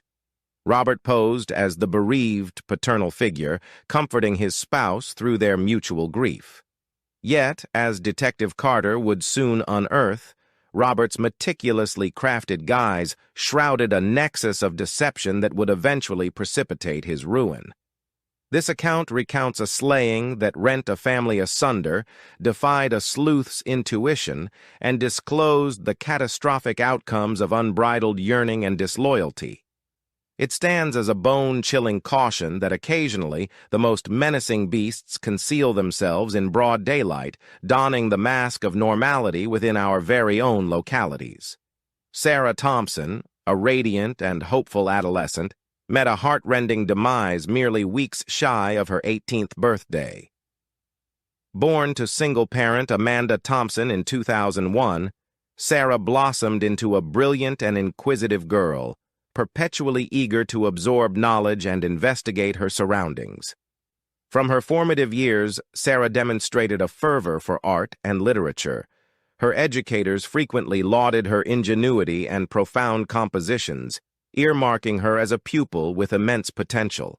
Sarah's artistic creations embellished her high school corridors, and she had lately ventured into photography, capturing the splendor of the natural world in the forest bordering her dwelling, the very woods that would ultimately serve as the backdrop for her premature end. Despite her scholastic and artistic triumphs, Sarah's domestic life was far from harmonious. At the tender age of 12, her mother wed Robert Wilson, a thriving entrepreneur in the locality. Initially, Sarah appreciated the constancy that Robert introduced to their existence, yet the rapport between the stepfather and stepdaughter deteriorated as Sarah transitioned into adolescence. Compassionate, yet resolutely self-reliant, Sarah's peers and schoolmates depicted her as an advocate against intimidation in school. The bond between Sarah and her mother, Amanda, had forever been intricate. For years, Sarah had been the focal point of Amanda's universe as an only offspring. However, Robert's entrance induced a transformation in their relationship. Sarah frequently perceived that her mother favored her recent nuptials over their maternal connection, resulting in recurrent disputes and emotional detachment. In the preceding months before her demise, Sarah's loved ones observed an alteration in her conduct. She grew more reserved, dedicating additional time to solitude in her chamber or meandering in the forest with her camera. Her artwork reflected somber subjects, and her typically immaculate academic performance started to decline. Sarah's closest companion, Emily, recalled Sarah appearing preoccupied and anxious. Yet, when questioned, Sarah would dismiss apprehensions with a feigned smile and a diversion. Unbeknownst to anyone, Sarah had chanced upon a revelation that would ultimately prove deadly. Driven by her pursuit of authenticity and innate inquisitiveness, she had unearthed a truth that someone was prepared to eliminate to conceal. Sarah Thompson's burgeoning life, brimming with potential, was extinguished just as she approached the brink of maturity. In her wake, she left behind a grieving community and an enigma that would rattle Millbrook to its foundation. Robert Wilson, then 45 years old at the time of Sarah's homicide, embodied the quintessential suburban triumph. An appealing and esteemed financial consultant, Robert had established a prosperous enterprise in Hartford, overseeing the fortunes of some of the city's most opulent inhabitants. His refined appearance and self-assured demeanor rendered him a natural head figure in the neighborhood, participating in the regional chamber of commerce and mentoring juvenile soccer. Hailing from a blue-collar family in Boston, Robert had ascended the social hierarchy through an amalgamation of allure, intellect, and relentless drive. He crossed paths with Amanda Thompson at a philanthropic event in 2012, and their passionate romance culminated in matrimony a mere 8 months later. To onlookers, Robert seemed to be the quintessential spouse and stepfather, bestowing stability and fiscal assurance to Amanda and Sarah. Nonetheless, concealed beneath the facade of triumph and admiration, Robert nurtured obscure secrets and unsatisfied aspirations. His union with Amanda had swiftly waned, and he found himself captivated by the allure of a clandestine liaison. For the past year, Robert had been entangled in a fervent affair with Elena Gonzalez, the spouse of his adjacent neighbor and confidant, David. Robert's liaison with Elena transcended mere physical allure. He felt invigorated in her company, experiencing a bond he thought he had never established with Amanda. The clandestine lovers would rendezvous in secrecy, pilfering moments of ardor while their partners were occupied at work or engaged in chores. Robert became adept at deception and manipulation, maintaining his duplicitous existence by misleading those around him. As Sarah approached her late adolescence, Robert found her presence increasingly disconcerting. Her astute nature and sharp eye for particulars instilled in him the fear that she might expose his unfaithfulness. He began evading one-on-one time with his stepdaughter, fabricating excuses to skip family suppers and gatherings. Acquaintances and associates portrayed Robert as captivating and magnanimous, always prepared with a quip or a helping hand. David Gonzalez, oblivious to Robert's treachery, frequently extolled him as the ideal neighbor and companion a man could desire. Robert's clients had implicit faith in him, captivated by his self-assured guarantees and remarkable accomplishments. Nevertheless, Those who knew Robert intimately detected an underlying sentiment of discontentment. His assistant at the financial institution remarked on his mounting irritability and inattentiveness in the months preceding Sarah's demise. Robert's long-standing college companion, Mark Stevens, observed that Robert appeared to be living precariously, as though perpetually glancing over his shoulder. No one could have imagined that beneath Robert Wilson's meticulously constructed persona lurked a man capable of unspeakable deeds, driven by desperation to safeguard his secrets and preserve his lifestyle at any expense. The gruesome revelation occurred on the morning of September 15, 2018, when a jogger on his regular path through the woods behind the Wilson residence stumbled upon the corpse of Sarah Thompson, partially hidden beneath a heap of foliage and branches in a crude attempt at concealment that barely disguised the horrendous nature of the crime. Detective Michael Carter arrived at the scene within an hour. His seasoned gaze registered every detail. Sarah's body bore evidence of a savage altercation. Contusions blemished her arms and face, and defensive injuries on her hands suggested she had fought ferociously for her life. The cause of death was instantly evident: a jagged laceration across her throat, likely inflicted with a serrated edge. As the forensics team scrutinized the area for evidence, Carter noted several crucial particulars. Sarah's camera, which companions asserted she always carried on her woodland explorations, was absent. Drag marks and disrupted flora implied the body had been relocated from the initial crime scene, possibly in an attempt to conceal it from immediate detection. Most revealingly, there were no indications of sexual assault, prompting Carter to speculate that the motive for the murder was personal rather than opportunistic. The savagery of the assault indicated a crime of passion. Someone who was familiar with Sarah and had been driven to a moment of uncontrollable fury. As the murder's details circulated, the formerly serene community of Millbrook plunged into an atmosphere of apprehension and mistrust. Neighbors who had once left their entrances unsecured now diligently verified their alarm systems. Parents confined their offspring indoors, and the woods that had previously served as a recreational area became a restricted zone, sealed off with yellow police tape. Detective Michael Carter, a seasoned investigator with 20 years of service at the Hartford Police Department, assumed control of the inquiry with resolute determination. Renowned for his thorough methodology and uncanny knack for discerning connections overlooked by others, Carter had resolved some of the department's most perplexing cases. Standing in the Wilsons' living room, examining the family portraits on the mantelpiece, he recognized that this case would challenge him like no other. The initial 48 hours of the investigation unfolded in a flurry of action. Carter and his colleagues conducted preliminary interviews with relatives, acquaintances, and neighbors. Sarah's academic records were inspected, her social media profiles analyzed, and her activities in the days preceding her demise were meticulously reconstructed. Robert Wilson, appearing profoundly shocked, furnished a comprehensive account of his location on the night of the homicide. He asserted that he had been working late at his office, a claim substantiated by security footage and his assistant's statement. Amanda Wilson, still visibly upset, struggled to maintain her poise during her interview. She conceded that she had quarreled with Sarah the afternoon before her vanishing, but maintained it was merely typical mother-daughter discord. As Carter probed further, a portrait surfaced of a household rife with discord.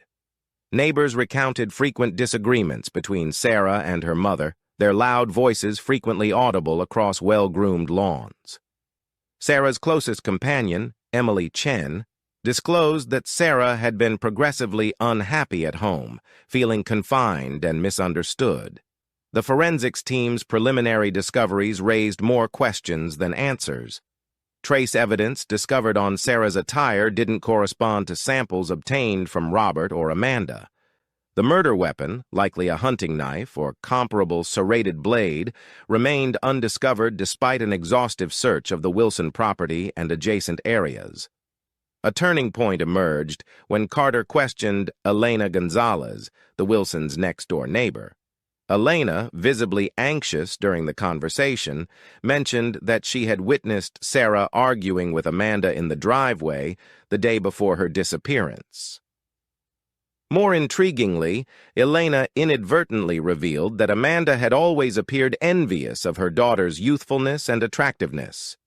This information, combined with the turbulent domestic environment and Amanda's questionable alibi for the night of the murder, prompted Carter to concentrate his investigation on Sarah's mother. He hypothesized that accumulated resentment had eventually reached a boiling point, culminating in a confrontation that resulted in a fatality. As the inquiry entered its second week, Carter felt assured they were pursuing the correct lead. He secured a warrant to examine Amanda's personal effects and communications, hoping to discover the decisive piece of evidence that would unravel the case. However, a persistent doubt lingered in Carter's consciousness.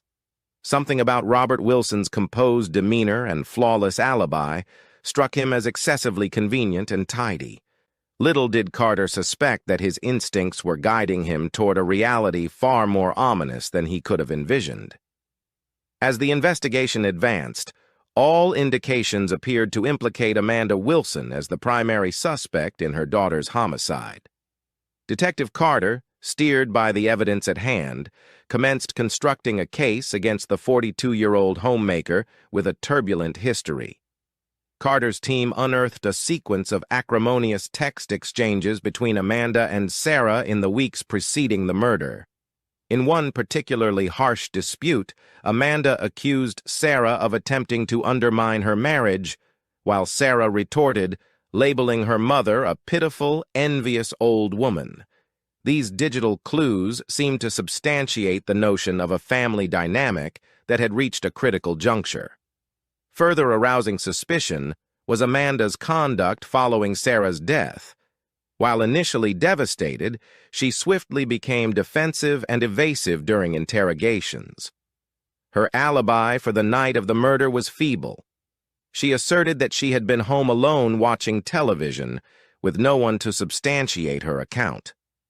A search of the Wilson residence revealed a diary concealed in Amanda's bedside table. Entries chronicled her escalating resentment towards Sarah, bemoaning the girl's attractiveness and the attention she garnered from Robert. One unsettling passage stated, "Sometimes I wish she would just vanish. Our lives would be so much better without her constant presence, her judging eyes." The case against Amanda appeared to gain momentum when a neighbor reported observing her return home in the early hours of the morning on the day Sarah's body was found. Amanda had no justification for this late-night outing, claiming she must have been sleepwalking, a condition she had never mentioned before. As circumstantial evidence accumulated, Carter experienced mounting pressure from his superiors and the media to apprehend the culprit. The community, paralyzed by fear, demanded justice for Sarah. Amanda Wilson, once an object of sympathy, transformed into the focus of public animosity and suspicion. Carter, despite his escalating conviction of Amanda's guilt, couldn't suppress a lingering doubt. Something about her desperation and trepidation during interrogations didn't correspond with the calculated killer he believed had perpetrated this crime. Nonetheless, with the evidence in hand, he prepared to make an arrest. On a drizzling Tuesday morning, 3 weeks after Sarah's body was discovered, Amanda Wilson was taken into custody. As she was escorted from her residence in handcuffs, she vehemently proclaimed her innocence, her pleas reverberating through the shocked neighborhood. Robert Wilson observed from the doorway, his expression inscrutable, as his wife was placed in the back of a police vehicle. Little did Carter suspect that, in his quest for justice, he had been deceived by a masterfully executed deception, allowing the genuine killer to conceal his tracks. The case against Amanda Wilson appeared irrefutable, yet Detective Michael Carter couldn't suppress the sensation that something was awry. It was a minor detail, easily disregarded, that ultimately directed him toward the truth. While examining security footage from establishments near the Wilson home, Carter noticed Robert's vehicle departing his office parking lot much earlier than he had asserted on the night of the murder. Intrigued by this inconsistency, Carter chose to delve deeper into Robert Wilson's life.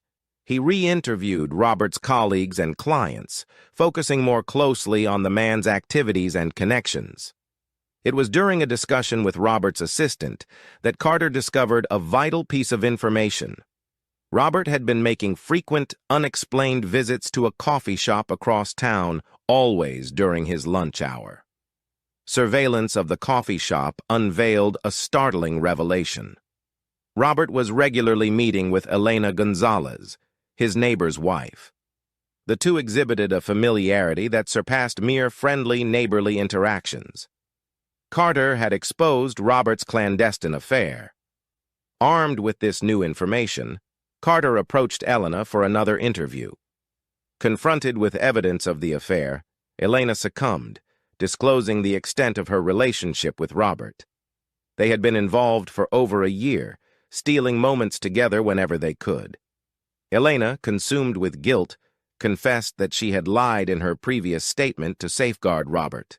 The affair cast Robert's alibi for the night of the murder in a new light. Elena confirmed that they had indeed met that evening, contradicting Robert's claim of working late. This disclosure shattered the meticulously crafted timeline Robert had provided.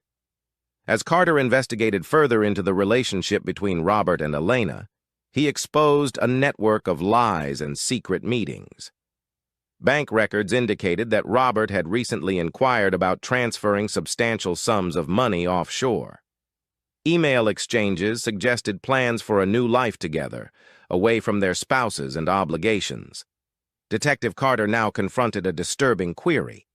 Could Robert Wilson, the bereaved stepfather, truly be Sarah's murderer? The motive remained obscure, but the flaws in Robert's immaculate facade began to surface. Carter understood that he had been so engrossed in Amanda's case that he had nearly overlooked the genuine narrative unfolding right before his eyes. The decisive moment in the investigation emerged from an unanticipated source. Sarah's closest companion, Emily Chen, approached Detective Carter with a small, leather-bound journal, Sarah's personal diary. Emily, overwhelmed with guilt, confessed that she had initially concealed the diary, fearing it might mar Sarah's reputation.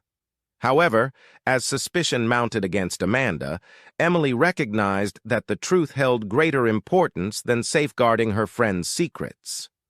Carter devoted a sleepless night to scrutinizing Sarah's intimate reflections. The diary depicted a vivid image of a young woman grappling with a horrifying revelation. In entries dating several months back, Sarah chronicled her mounting suspicion that her stepfather was engaged in an extramarital affair. She detailed observing fleeting text messages, eavesdropping on hushed telephone conversations, and noticing Robert's progressively unpredictable demeanor. The most incriminating entry surfaced merely 3 days preceding Sarah's murder. In tremulous handwriting, she recounted following Robert one evening and witnessing him in a tender embrace with Elena Gonzalez. Sarah expressed her revulsion and betrayal, uncertain about whether to confront Robert or inform her mother. This disclosure offered the missing component of the puzzle. Sarah had uncovered Robert's affair, providing a clear motive for murder. Robert, a man who had constructed his life on meticulously preserving appearances, faced the risk of losing everything: his marriage, his standing, and his financial security. Equipped with this new information, Carter revisited the forensic evidence. He requested a more meticulous examination of Sarah's attire, specifically searching for trace evidence that might have been disregarded. The findings were enlightening. Fibers discovered on Sarah's jacket corresponded with those from a rare wool blend utilized in Robert's costly suits. Furthermore, a re-evaluation of Sarah's phone records indicated a series of calls to Robert's office number on the day of her disappearance. The calls were brief, implying Sarah might have been attempting to confront her stepfather or schedule a meeting. Carter also uncovered that Robert had acquired a hunting knife from a local sporting goods store just a week before the murder. The knife, conspicuously absent from the Wilson residence, matched the type of weapon believed to have been employed in the crime. As the components aligned, Carter comprehended the magnitude of Robert's deception. He had not only manipulated his family and community, but had also expertly diverted the entire investigation towards Amanda. The detective experienced a blend of admiration for Robert's craftiness and revulsion at his ruthless actions. With escalating evidence implicating Robert Wilson as the murderer, Carter recognized the urgency to act swiftly. The man who had once been esteemed as a pillar of the community was now exposed as a calculating killer, prepared to sacrifice his stepdaughter to safeguard his secrets. Detective Carter resolved to confront Robert Wilson at his office, distant from the inquisitive eyes of neighbors and the media that had been encamped outside the Wilson residence. As Carter and his partner entered the luxurious surroundings of Robert's financial advisory firm, they discovered him in the midst of a client consultation, the epitome of professional decorum. In a voice barely audible, Robert commenced speaking. He recounted Sarah confronting him in the woods, menacing to reveal his affair to Amanda and Elena's husband. He depicted the panic that seized him, the dread of forfeiting everything he had strived for. With tears cascading down his face, Robert narrated how he had struck out in desperation, silencing Sarah indefinitely. The admission flowed from him, a deluge of guilt and self-contempt. Robert detailed how he had meticulously devised a plan to incriminate Amanda, exploiting the known frictions between stepmother and stepdaughter. As Carter apprehended him, Robert's sole plea was a fractured entreaty. "Don't tell Elena, please don't let her know what I've done." The once proud man was escorted out of his office in handcuffs, his life disintegrating around him as the reality of his deeds ultimately emerged. Following a 2-week trial and mere hours of deliberation, the jury returned with a guilty verdict on all charges, including first-degree murder. The judge, referencing the savage nature of the crime and Robert's calculated attempts to mislead investigators, condemned him to life imprisonment without the possibility of parole. Justice had been administered, but for those whose lives had been devastated by Robert's actions, the injuries would require far longer to mend.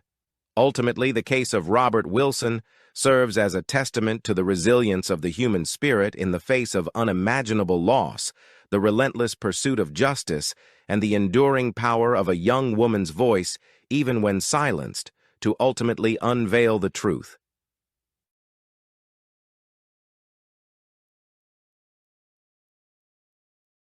In the heart of Fort Collins, Colorado, we find ourselves immersed in a tale of love, betrayal, and tragedy that unfolded in the month of May 2019. The narrative revolves around the untimely demise of a revered educator and the fatal consequences of her spouse's possessive fixation. Dr. Vivian Severn, a resident of Fort Collins, Colorado, was a vibrant 42-year-old who shared her life with her husband, Robert Severn. As an English professor at a nearby college, she captivated students with her dynamic and captivating teaching methods. Vivian's passion for British literature of the interwar period was unparalleled, earning her recognition as a leading authority in the subject. Her dedication to her students was so profound that she frequently welcomed them into her home, offering overnight assistance with their academic pursuits. Robert Severn, the proprietor of the well-liked laundromat chain Clean Spin, was Vivian's husband. The laundromats were particularly popular among the local student population. Their union, however, had recently been under strain due to whispers of Vivian's unfaithfulness. Despite these challenges, their 15-year marriage was punctuated by many joyous moments. Robert, then 45, was recognized for his honorable conduct and meticulous nature. In his personal life, he tended to be introverted, preferring solitude outside of his professional commitments. Vivian found solace in the beauty of the neighboring Rocky Mountain National Park, often embarking on hikes. She was also a respected figure in the Fort Collins Book Club. Her social circle was vast, and her spirited personality and contagious laughter were well known. Vivian was in the process of authoring a 700-page book titled From Brightest Head to Lehman, Interwar Literature's Role in Historical Erotic Fiction, which amalgamated her love for teaching and research. In the days preceding her untimely death, Vivian was occupied with grading final exams, preparing for the upcoming summer semester, and putting the finishing touches on her book. She was also organizing a hiking excursion with her friends to mark the end of the academic year. Colleagues noted her enthusiasm and energy as she eagerly anticipated the break. She had recently shared a post on Facebook about a book she was reading and uploaded pictures from a hiking trip on Instagram. Vivian's students held her in high esteem, appreciating her commitment and fervor. She often extended invitations to her students to visit her office for additional support and encouraged open discussions about their thoughts and viewpoints. Her office was a reflection of her love for literature and all forms of adventure, adorned with books, papers, and photographs from her travels. Vivian's life was brimming with potential, yet beneath the surface, there were strains and hidden truths that would culminate in a heart-rending conclusion. Her tale serves as a poignant reminder of how even the most seemingly idyllic lives can be destroyed by envy and obsession. As the sun rose over Fort Collins on the morning of May 15, 2019, the college campus was bathed in a gentle glow.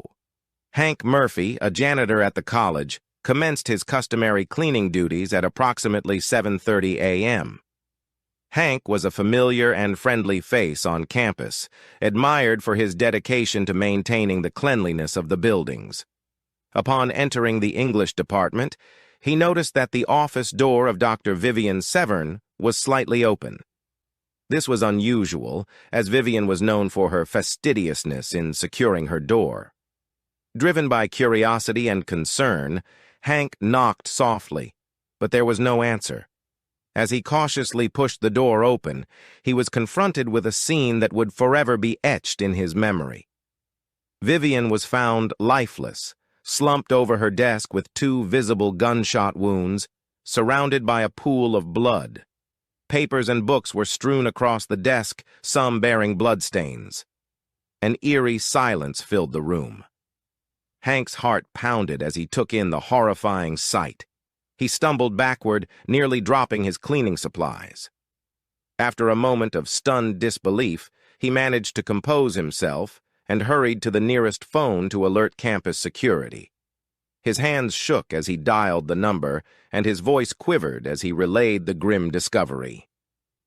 Upon receiving the distress call from campus security, a response team was promptly deployed to Dr. Severn's office, and the local police were notified without delay.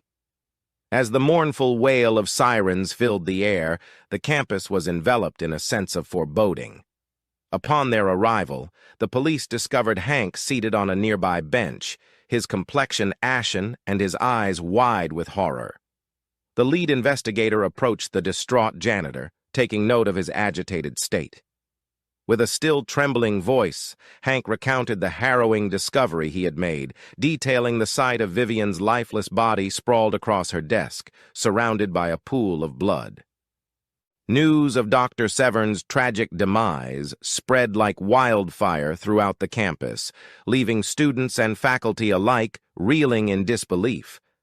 The community struggled to grasp the magnitude of the tragedy that had befallen their esteemed professor. Local news outlets soon picked up the story, briefly acknowledging her passing during their evening broadcasts.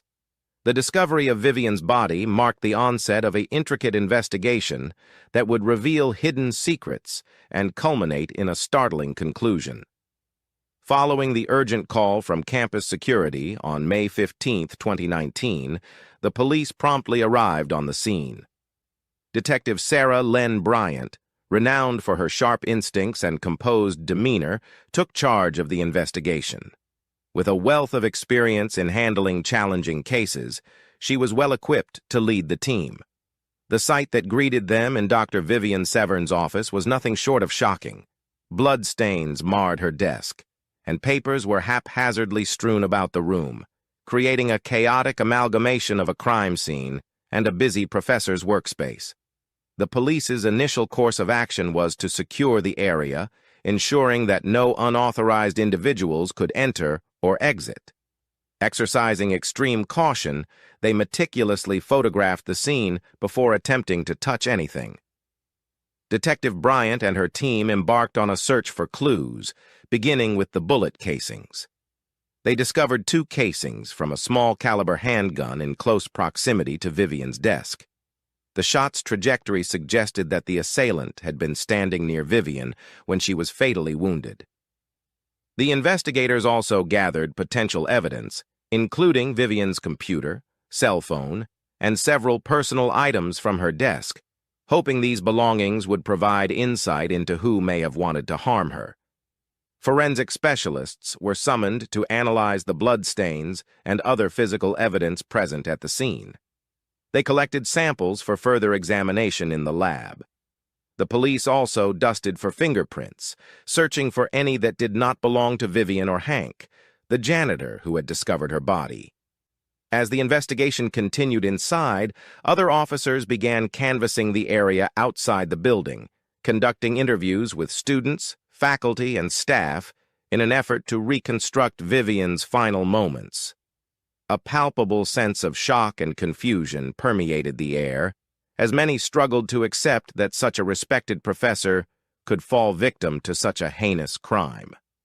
Detective Bryant meticulously reviewed security camera footage from various locations on campus, hoping to identify any suspicious individuals entering or exiting the building around the time of the murder.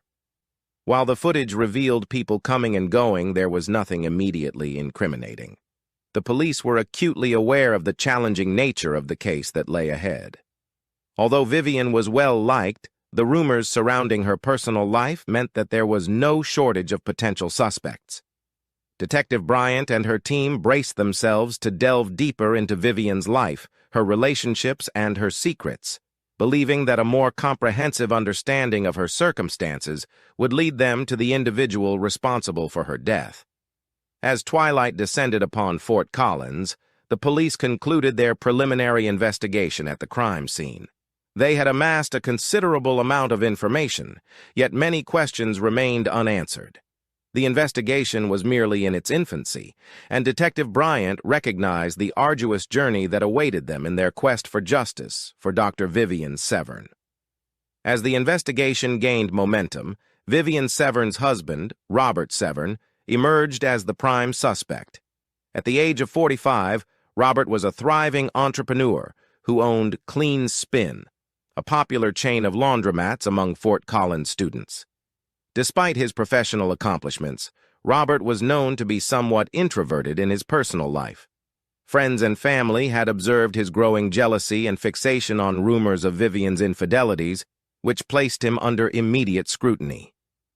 On the evening of May 16, 2019, Robert was brought in for questioning at the Fort Collins police station. Detective Sarah Len Bryant led the interrogation. Robert appeared calm, but there was a tense air about him. The detective started by asking Robert about his relationship with Vivian. He admitted that their marriage had been strained due to the rumors about her affairs with students. Robert provided an alibi, stating that he was at home the night of Vivian's murder, working on financial reports for Clean Spin. However, when asked if anyone could confirm his alibi, Robert struggled to provide a solid witness. This raised more suspicions among the detectives. During the interrogation, Robert's demeanor shifted. He became defensive when the detectives pressed him about his whereabouts and his feelings about Vivian's alleged affairs. He repeatedly denied having any involvement in her death, but his evasive answers only made the detectives more suspicious. The police also looked into Robert's financial records and phone logs. They found several calls and texts between Robert and Vivian in the days leading up to her death, many of which were heated arguments about the rumors. This added to the detectives' theory that Robert's jealousy and obsession could have driven him to commit the crime. Detective Bryant and her team continued to press Robert for more information, hoping to find inconsistencies in his story. They also searched the Severn home for any evidence that might link Robert to the crime. They found a handgun that matched the caliber of the bullets used in Vivian's murder. This was a significant piece of evidence, but it wasn't enough to make an arrest without further proof linking Robert to the actual shooting. While the police continued to investigate other leads, Robert remained a key suspect. His behavior, the strained marriage, and the discovery of the handgun all pointed towards him. However, the detectives knew they needed more concrete evidence to make an arrest. The investigation was far from over, and the police were determined to find justice for Dr. Vivian Severn. On May 18, 2019, a clear and sunny day in Fort Collins, a significant piece of evidence surfaced. Around 10 a.m., campus security found a flash drive in the parking lot near the English department. It had fallen out of a backpack left behind by one of Dr. Vivian Severn's students. The flash drive was quickly handed over to the police for investigation. Detective Sarah Lynn Bryant and her team examined the contents of the flash drive. To their shock, they found dozens of videos of Dr. Vivian Severn engaging in sexual activities with students, both in her office and at her home. These videos confirmed the rumors about Vivian's infidelities and added a new layer to the case. It appeared that Vivian had been sexually involved with her entire class, far beyond professional boundaries. The police analyzed the videos for clues about the murder. They looked at timestamps, locations, and other details that might help identify who had access to the footage and who could have a motive for murder. The most recent video, recorded just hours before Vivian's death, showed her in a threesome with a pair of twins, Tanner and Lainey Taylor, who were two of Vivian's top students. The police also traced the origin of the videos. They discovered that the recordings had been made using hidden cameras in Vivian's office, as well as in the bedroom and bathroom of her house. The detectives expanded their investigation to include anyone who might have had access to Vivian's office and home. As the investigation continued, Detective Len Bryant's team analyzed the digital data from the flash drive. They looked for fingerprints, checked the metadata of the files, and searched for any connections to other suspects. This new evidence complicated the case, revealing that Vivian's relationships were even more tangled than initially thought. The videos provided a clearer motive for the murder: jealousy and revenge. With the flash drive's discovery, the police had a critical piece of the puzzle. It suggested that the killer was someone who knew about Vivian's secret life and was deeply affected by it. The investigation was becoming more complex, but they were determined to follow every lead. After discovering the videos on the flash drive, the police turned their attention to Tanner and Lainey Taylor. Tanner and Lainey were 19-year-old twins and two of Dr. Vivian Severn's top students. Known for their charm and good looks, they were often seen together around campus. Several videos on the flash drive showed them both having sex with Vivian, raising suspicions about their involvement in her death. On May 19, 2019, the police brought Tanner and Lainey in for questioning. Detective Sarah Lynn Bryant led the interrogation. Tanner and Lainey seemed nervous but cooperative. They admitted to having a sexual relationship with Vivian, often spending extra time in her office under the pretense of needing academic help because they had dyslexia. They also claimed that their sexual relationship with Vivian was necessary because, in Vivian's class, sexual performance made up 80% of the grade. The police asked the twins about their whereabouts on the night of Vivian's death.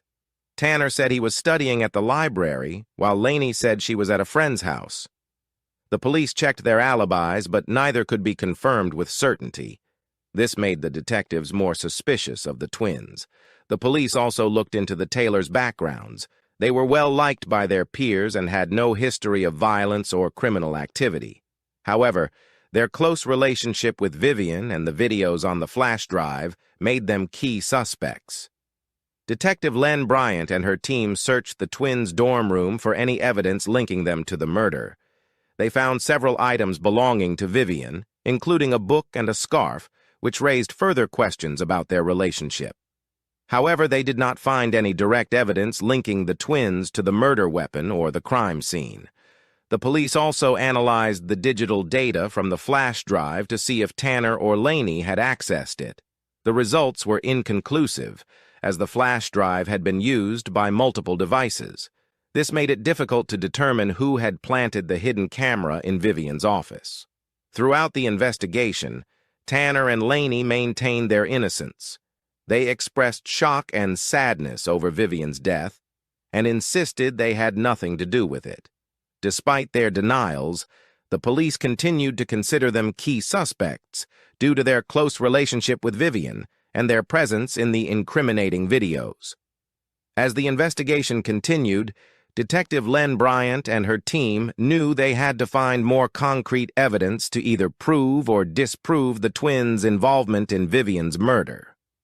The case was becoming more complicated, and the police were determined to follow every lead to find justice for Dr. Vivian Severn. On May 20, 2019, the police turned their attention to Dr. Jonathan Brooks. Dr. Brooks was a 50-year-old professor specializing in ancient Phoenician history. Known for his strict demeanor and high academic standards, he had a reputation for being difficult to work with. Despite this, his dedication to his field was undeniable.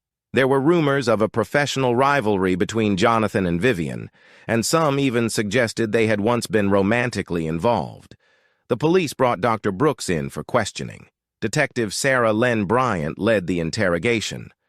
Dr. Brooks was calm and cooperative, although he seemed slightly irritated by the situation.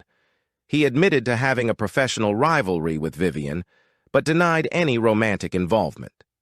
He described the relationship as strictly academic and very competitive. When asked about his whereabouts on the night of Vivian's murder, Dr. Brooks said he was at home grading papers. He provided a list of students whose work he had graded, but this alibi was hard to verify. The police noted his irritation, but continued to press him for more information. Dr. Brooks revealed that he and Vivian had been engaged in a strange competition, seeing who could have sex with more students during the school year. He said it was all in good fun and claimed he wasn't serious about it, but the police found this revelation extremely disturbing and considered it a possible motive. If, as he said, Vivian had won the competition shortly before her death, it could have created tension between them.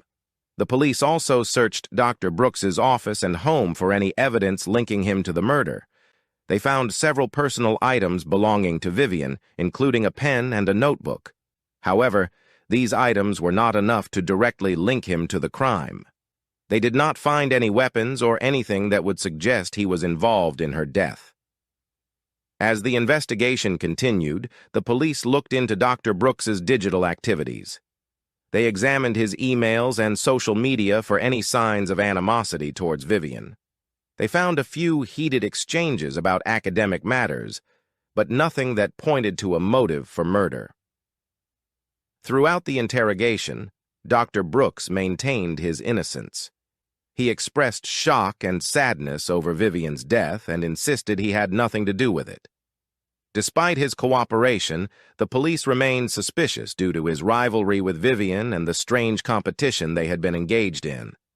Detective Len Bryant and her team knew they had to find more concrete evidence to either prove or disprove Dr. Brooks's involvement in Vivian's murder.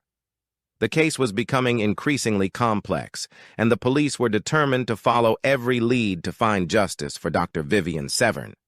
On May 22, 2019, the police received a breakthrough in the case. They discovered new evidence that pointed directly to Robert Severn, Vivian's husband. The evidence came from a detailed analysis of the flash drive found earlier. Hidden in the metadata of one of the videos was a timestamp showing that Robert had accessed the files an hour and a half before Vivian's murder. Detective Sarah Len Bryant and her team pieced together the timeline. Robert's obsession with Vivian's affairs had reached a boiling point. He found out about the sexual relationships with all of her students and felt humiliated and betrayed. The night of the murder, he traveled to Vivian's office to confront her. In a fit of rage, he shot her twice with the handgun he took from their home. The police had enough evidence to arrest Robert. On the morning of May 23, 2019, they arrived at his house. Robert was in the living room looking anxious. When the police told him he was under arrest for the murder of his wife, he did not resist. He seemed resigned, as if he had been expecting this moment. Robert's arrest shocked the community. Vivian's colleagues and students were stunned to learn that her husband was the killer. Many had suspected him, but the confirmation was still hard to accept. The Severn family was devastated. They had hoped that Robert was innocent and were now grappling with the reality of his actions. During the interrogation, Robert confessed to the crime. He explained how he had been driven into madness by Vivian's betrayals. He couldn't stand the thought of her having sex with all of her students, and in a moment of uncontrollable anger, he killed her. Robert's confession was detailed and left no doubt about his guilt. Vivian's family had mixed reactions to Robert's arrest. They were relieved that the killer had been caught, but the pain of losing Vivian was still fresh. They struggled with the idea that someone so close to her could have committed such a horrific act. The community of Fort Collins also reacted with a mix of relief and sadness. Many people gathered to support Vivian's family during this difficult time. The police wrapped up the investigation, having found the murderer. They had followed every lead and piece of evidence to bring justice for Dr. Vivian Severn. The case was closed, but the impact of the tragedy would linger in the hearts of those who knew her. As Robert awaited trial, the town of Fort Collins began to heal. The community came together to remember Vivian's contributions and the positive impact she had on her students and colleagues. Her legacy would live on even as they dealt with the painful truth about her death. In January 2022, delayed by the COVID-19 pandemic, the trial of Robert Severn finally began at the Larimer County Courthouse in Fort Collins, Colorado. The courtroom was packed with media, family members, and curious locals. The prosecution was led by District Attorney and Bay Area transplant Tabitha Quasimodo, known for her meticulous approach and determination to seek justice. Quasimodo presented a strong case against Robert, detailing his motive, opportunity, and the digital evidence that linked him to Vivian's murder.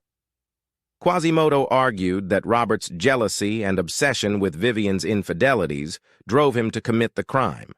He called several witnesses to the stand, including detectives who worked on the case and experts who explained the metadata from the flash drive.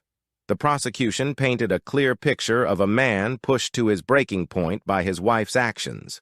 The defense was handled by Robert's attorney, Lisa Martin, a 38-year-old with a reputation for being a tough and clever lawyer. Martin argued that Robert had been under immense emotional stress and had not acted with premeditation. She tried to cast doubt on the reliability of the digital evidence and suggested that someone else could have planted it to frame Robert. Throughout the trial, Vivian's family watched with heavy hearts. They were torn between their love for Robert and their need for justice for Vivian. The emotional toll was evident as they listened to the graphic details of the case and the arguments from both sides. The trial lasted for 3 weeks, with intense media coverage and daily updates in local newspapers and on news channels like NBC and CNN. On February 4, 2022, the jury reached a verdict. The courtroom was silent as the foreperson announced that Robert Severn was found guilty of first-degree murder. The judge sentenced him to life in prison without the possibility of parole. The verdict brought a mix of relief and sorrow to Vivian's family. They were glad that justice had been served, but devastated by the loss of both Vivian and Robert. The community of Fort Collins reacted with a sense of closure. Many felt that the trial had revealed the deep complexities and dark secrets behind Vivian's seemingly perfect life. The case had sparked conversations about relationships, mental health, and the pressures faced by individuals in both personal and professional spheres. In the weeks following the verdict, Vivian's friends and colleagues held a memorial service to honor her memory. They focused on her contributions to the academic community and her positive impact on her students. The service was a reminder of the bright, dedicated person she was, despite the tragic circumstances of her death. As Robert began his life sentence, The Severn family struggled to move forward. The trial had taken a toll on everyone involved, but they hoped to find some peace in knowing that justice had been served for Vivian. After Robert Severn was sentenced to life in prison in February 2022, life slowly began to return to normal in Fort Collins.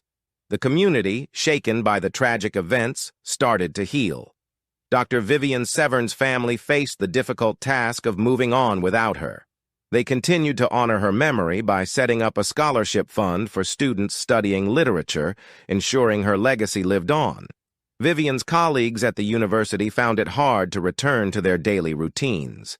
Many of them attended counseling sessions to cope with the loss and the shocking revelations of the case. The English department, where Vivian had taught, dedicated a reading room in her name and worked together to finish and publish her book, From Brightest Head to Lan, Interwar Literature's Role in Historical Erotic Fiction.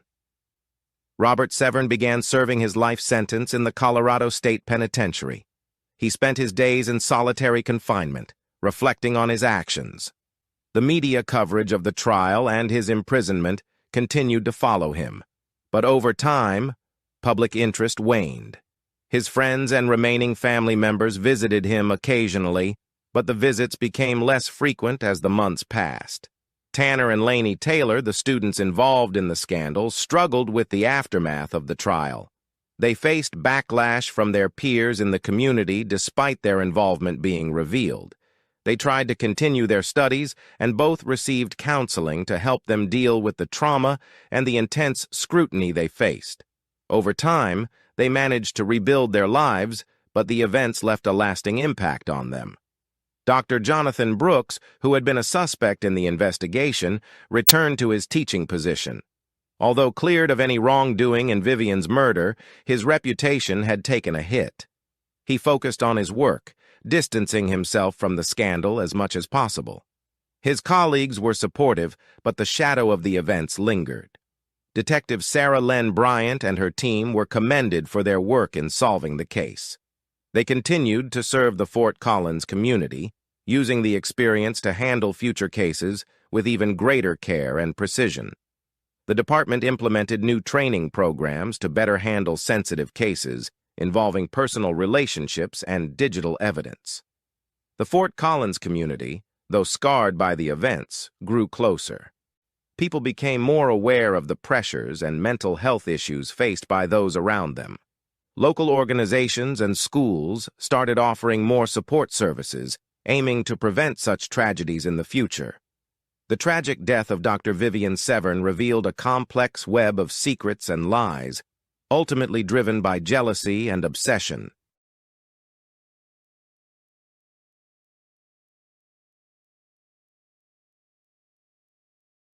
The scene was a gruesome spectacle. Martha's body bore signs of a brutal assault. Detective Owens noted the blood pooled around Martha and the severe injuries she had sustained. It was evident that she had been struck with a blunt object.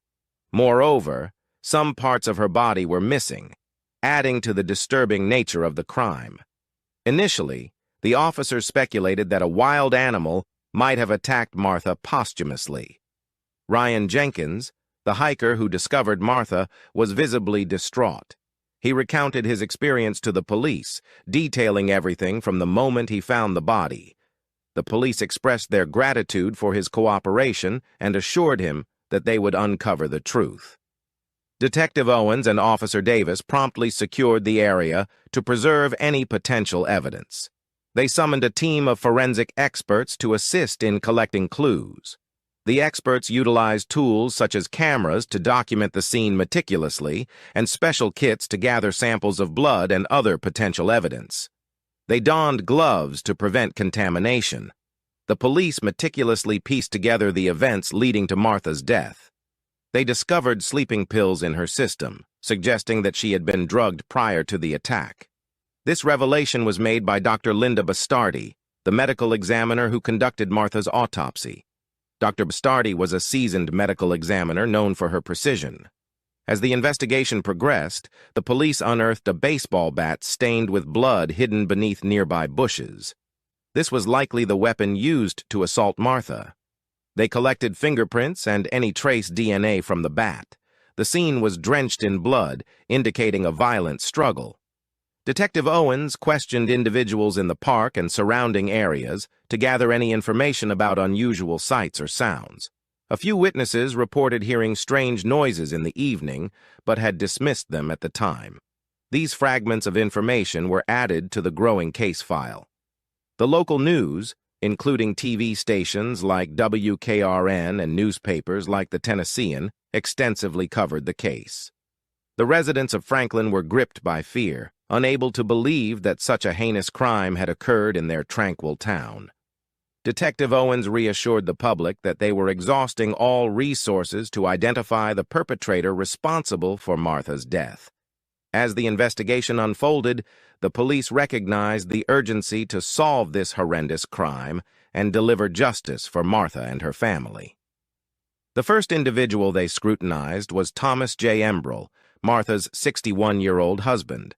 Thomas worked as an insurance agent and was known for being a devoted spouse and parent. However, he had recently exhibited signs of stress due to financial difficulties.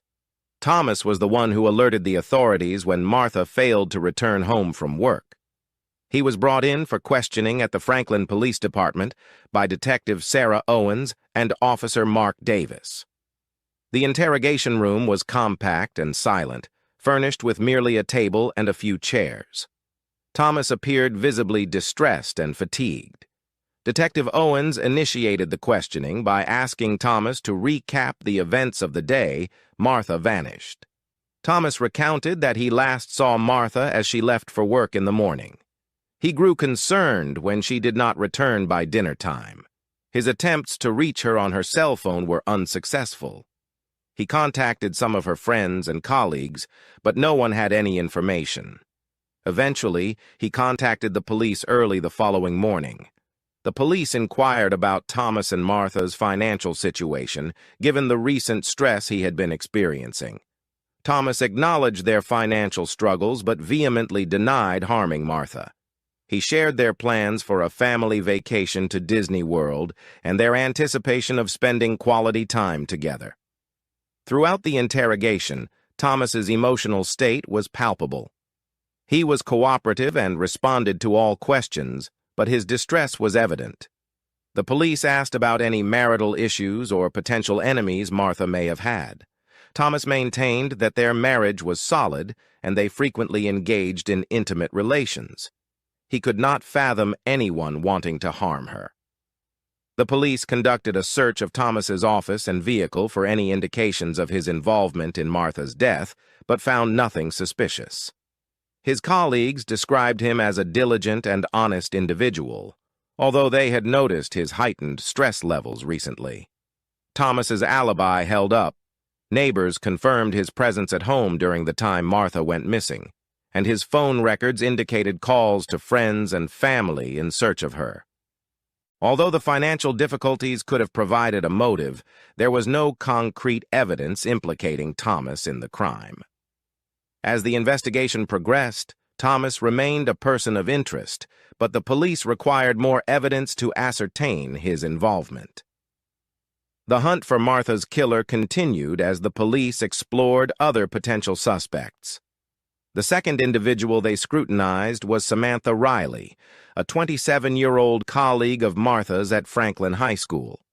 Samantha was known for her assertive and outspoken demeanor. Martha had been observed arguing with her a few days prior to her disappearance, sparking speculation about a possible motive.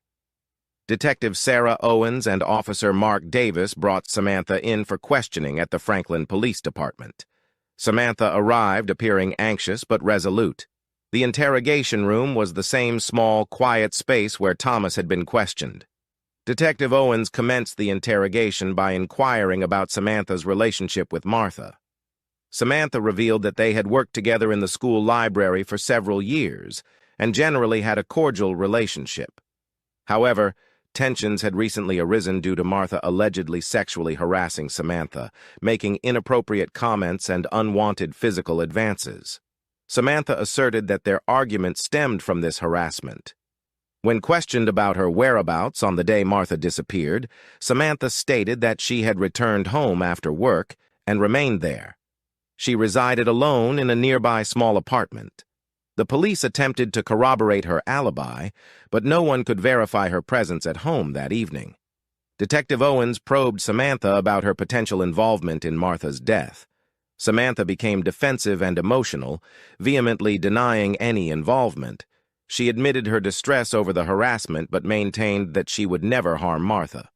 Samantha's reaction was a blend of anger and fear as she felt unjustly accused due to the harassment she had experienced. The police conducted a search of Samantha's apartment for any evidence linking her to the crime, but found none. However, they discovered notes from the school regarding the harassment complaint, which substantiated Samantha's account of their argument. The police also interviewed Samantha's colleagues. Some mentioned that Martha, known for her earthy humor, had been making more off-color remarks lately. However, none believed Samantha capable of such violence. They described her as a passionate yet kind individual who frequently stood up for herself and others. Despite the absence of concrete evidence, the police continued to view Samantha as a suspect due to her recent altercation with Martha. As the investigation progressed, the police persisted in their search for additional clues. Samantha's case remained open, but without solid evidence, the police were compelled to explore other potential suspects to unravel the mystery of Martha's tragic demise. On May 21, 2005, Franklin, Tennessee basked in warm and sunny weather. Around 10 a.m., Detective Sarah Owens received a call from Officer Mark Davis regarding new evidence in the case. Dr. Linda Bastardi, an avid runner and coincidentally a championship winner, had discovered something unusual while running in the woods near Franklin Park. She frequently ran in the mornings and was familiar with the area. Linda had noticed a torn piece of clothing in a small metal box concealed under some leaves. She promptly contacted the police, recalling Martha Embroll's murder. Detective Owens and Officer Davis hastened to the scene. They expressed their gratitude to Linda for her assistance and began examining the new evidence. The torn piece of clothing corresponded with the outfit Martha had been seen wearing on the day she vanished. Inside the metal box, they found several handwritten notes and peculiar drawings. The notes appeared to be penned by someone in distress, expressing feelings of entrapment and a desire to escape. The drawings were dark and unsettling, depicting violent scenes and strange symbols. Detective Owens meticulously secured the evidence and transported it to the police station for further examination. They enlisted a handwriting expert to compare the notes with writing samples from individuals connected to the case. The expert determined that the notes were authored by Jace Embroll, Martha's 17-year-old son. This revelation held significant implications. Jace had been grappling with severe psychological issues, frequently experiencing vivid hallucinations and delusions exacerbated by his marijuana addiction. Martha had uncovered his fixation on cannibalism and had been endeavoring to secure the help he urgently needed. However, she encountered resistance from insurance companies and healthcare providers. The police deemed it necessary to interrogate Jace again, this time more extensively. The third suspect under investigation was Jace Embroll, Martha's 17-year-old son. Jace attended Franklin High School, where his mother worked. His behavior had recently become increasingly unpredictable, and his family was aware of his intense hallucinations and delusions, aggravated by his persistent marijuana use. Detective Sarah Owens and Officer Mark Davis escorted Jace to the Franklin Police Department for questioning. The interrogation room was the same small, tranquil space utilized previously. Jace appeared apprehensive and disoriented, fidgeting in his seat. Detective Owens initiated the interrogation by inquiring about Jace's relationship with his mother. Jace portrayed Martha as a loving and nurturing mother who consistently attempted to support him. He stated that she was the only person who truly understood him and was always present for him. However, He also expressed feeling immense pressure and stress from striving to fulfill her expectations and coping with his own mental health challenges. When questioned about the day his mother disappeared, Jace's responses were disjointed and inconsistent. He mentioned spending the day at home smoking marijuana and playing video games. The police found his alibi flimsy and unpersuasive. They decided to delve deeper, inquiring about his recent online activity. Jace confessed to participating in an online community that discussed cannibalism and other dark subjects. He explained that he was drawn to these discussions because they offered a sense of understanding and belonging. Jace's demeanor during the interrogation was erratic. At times he seemed composed and detached. At other times, he was visibly agitated and distressed. The police also conducted a search of Jace's room for additional evidence. They discovered unsettling drawings and notes similar to those found earlier. These drawings depicted violent scenes and peculiar symbols. The notes exposed Jace's profound psychological turmoil and fascination with cannibalism. Among his possessions, they also found a blood-stained baseball bat, which matched the weapon used in Martha's murder. Detective Owens directly questioned Jace about his involvement in his mother's death. Jace initially denied any wrongdoing, but then made a chilling statement.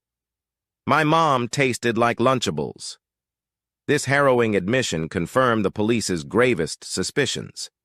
Jace had not only murdered his mother, but had also consumed her body, believing it would grant him her strength and wisdom. With this confession, the police amassed sufficient evidence to charge Jace with the murder of his mother, Martha Embroll. The investigation now focused on ensuring justice was served for Martha and her grieving family. On May 23, 2005, Franklin, Tennessee, was enveloped in a light drizzle under overcast skies. The police were now convinced that Jace Embroll, Martha's 17-year-old son, was the perpetrator of her murder. Jace's confession, coupled with the evidence discovered in his room, provided a clear picture of the events that transpired. Jace was under the delusion that consuming his mother's flesh would grant him her strength and wisdom.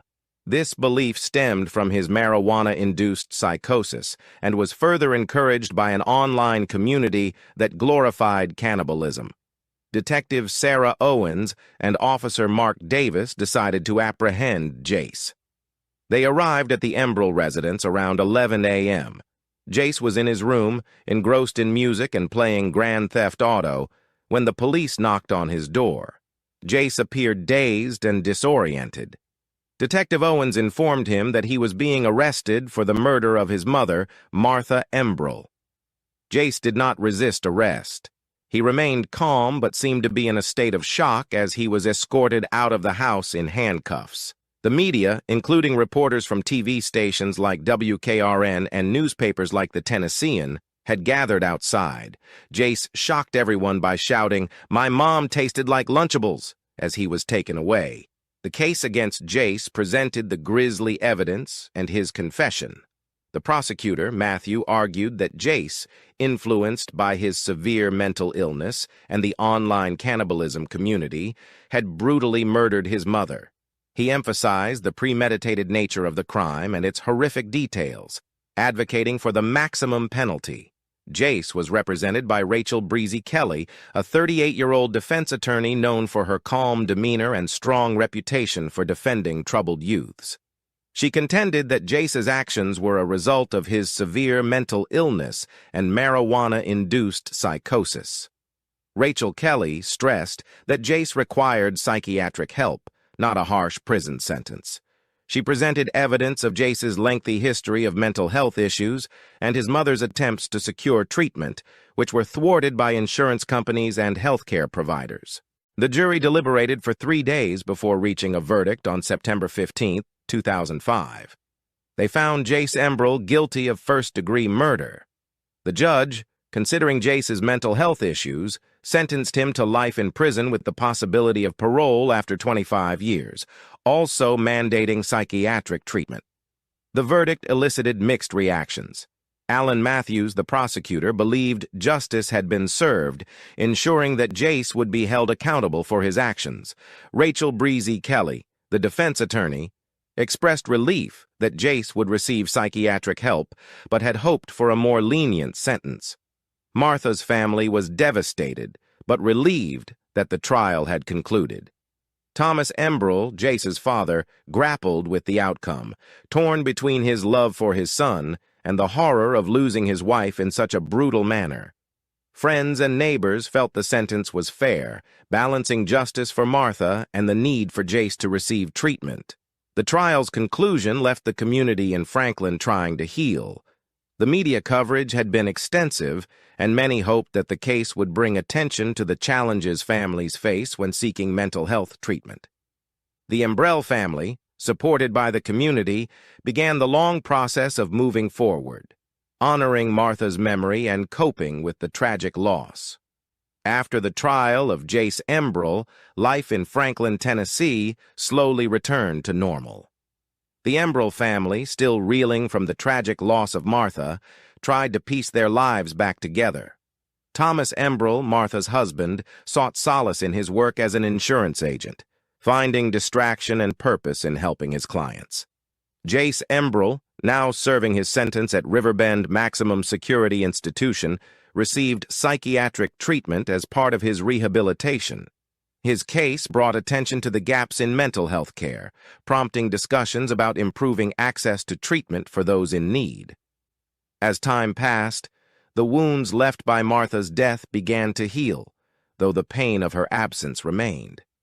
The family found solace in memories of happier times, cherishing the moments they had shared together.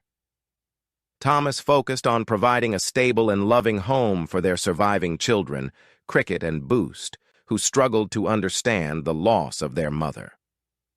In the years following Martha's death, the Embrell family found moments of peace and healing amidst the pain.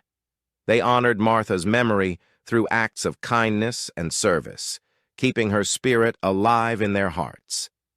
The community of Franklin continued to offer support, standing together in solidarity against the darkness that had touched their lives.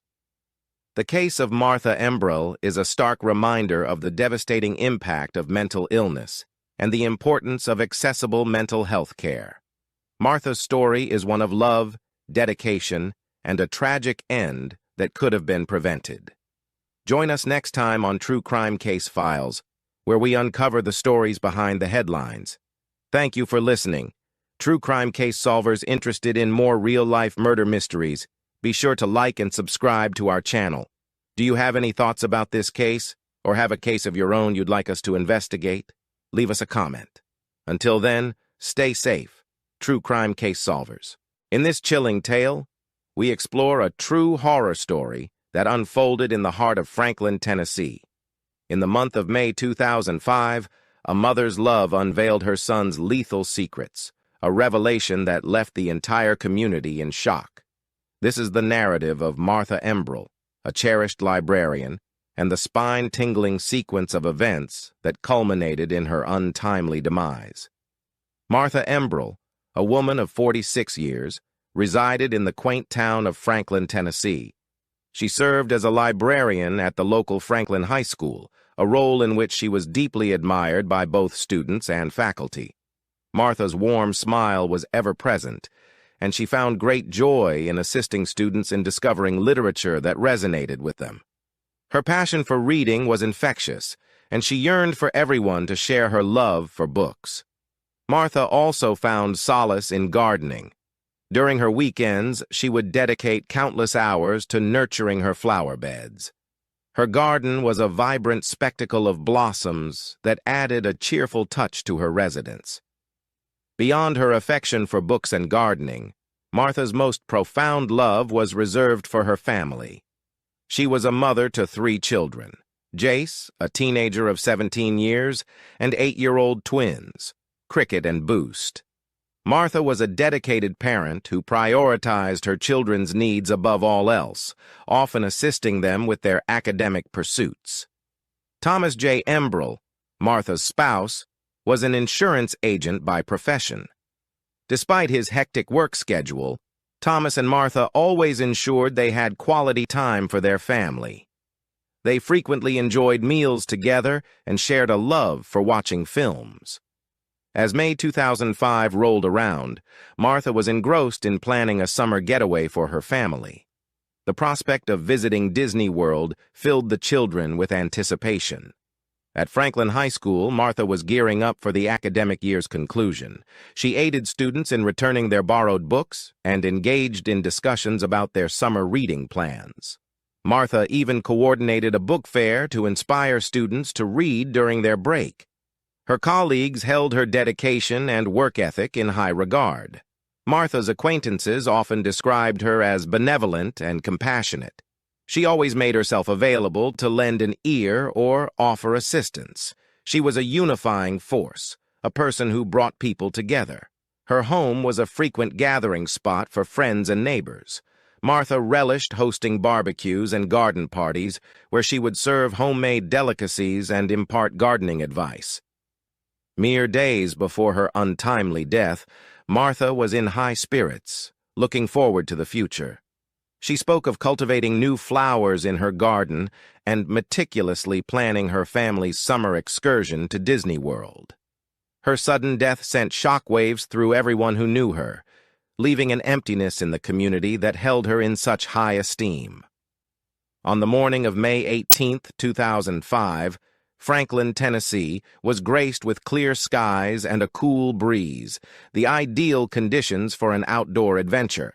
Around 7:30 a.m., Thomas J. Embrell, Martha's husband, filed a missing person report.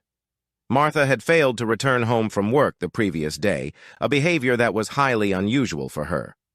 Later that day, a local hiker named Ryan Jenkins decided to take a stroll in the nearby Franklin Park. This park was a favorite among locals for its numerous trails and picnic spots. As Ryan meandered along a secluded path, he noticed something out of the ordinary. He spotted a figure lying in the bushes off the trail. Driven by curiosity and a hint of concern, he approached the figure. To his utter dismay, Ryan realized it was the lifeless body of a naked woman. He swiftly identified her from the local news as Martha Embrell, the missing librarian. Ryan's entire being was filled with fear and shock. His hands quivered as he retrieved his cell phone to dial 911. He relayed his horrifying discovery to the operator and anxiously awaited the arrival of the police, attempting to maintain his composure. The news of Martha's demise sent shockwaves throughout the community. Local TV channels such as WKRN and newspapers like the Tennessean reported the incident, leaving the public both heartbroken and terrified. Martha was a beloved figure in the community, and her loss was deeply felt. As the news circulated, further details about the investigation surfaced. However, the exact cause of Martha's death remained a mystery. The community eagerly awaited updates from the police, hoping for some clarity. On May 18, 2005, at approximately 2 p.m., the police arrived at the crime scene in Franklin Park. Detective Sarah Owens and Officer Mark Davis, renowned for their meticulous work, took charge of the investigation. They cautiously approached the area where Martha's body lay.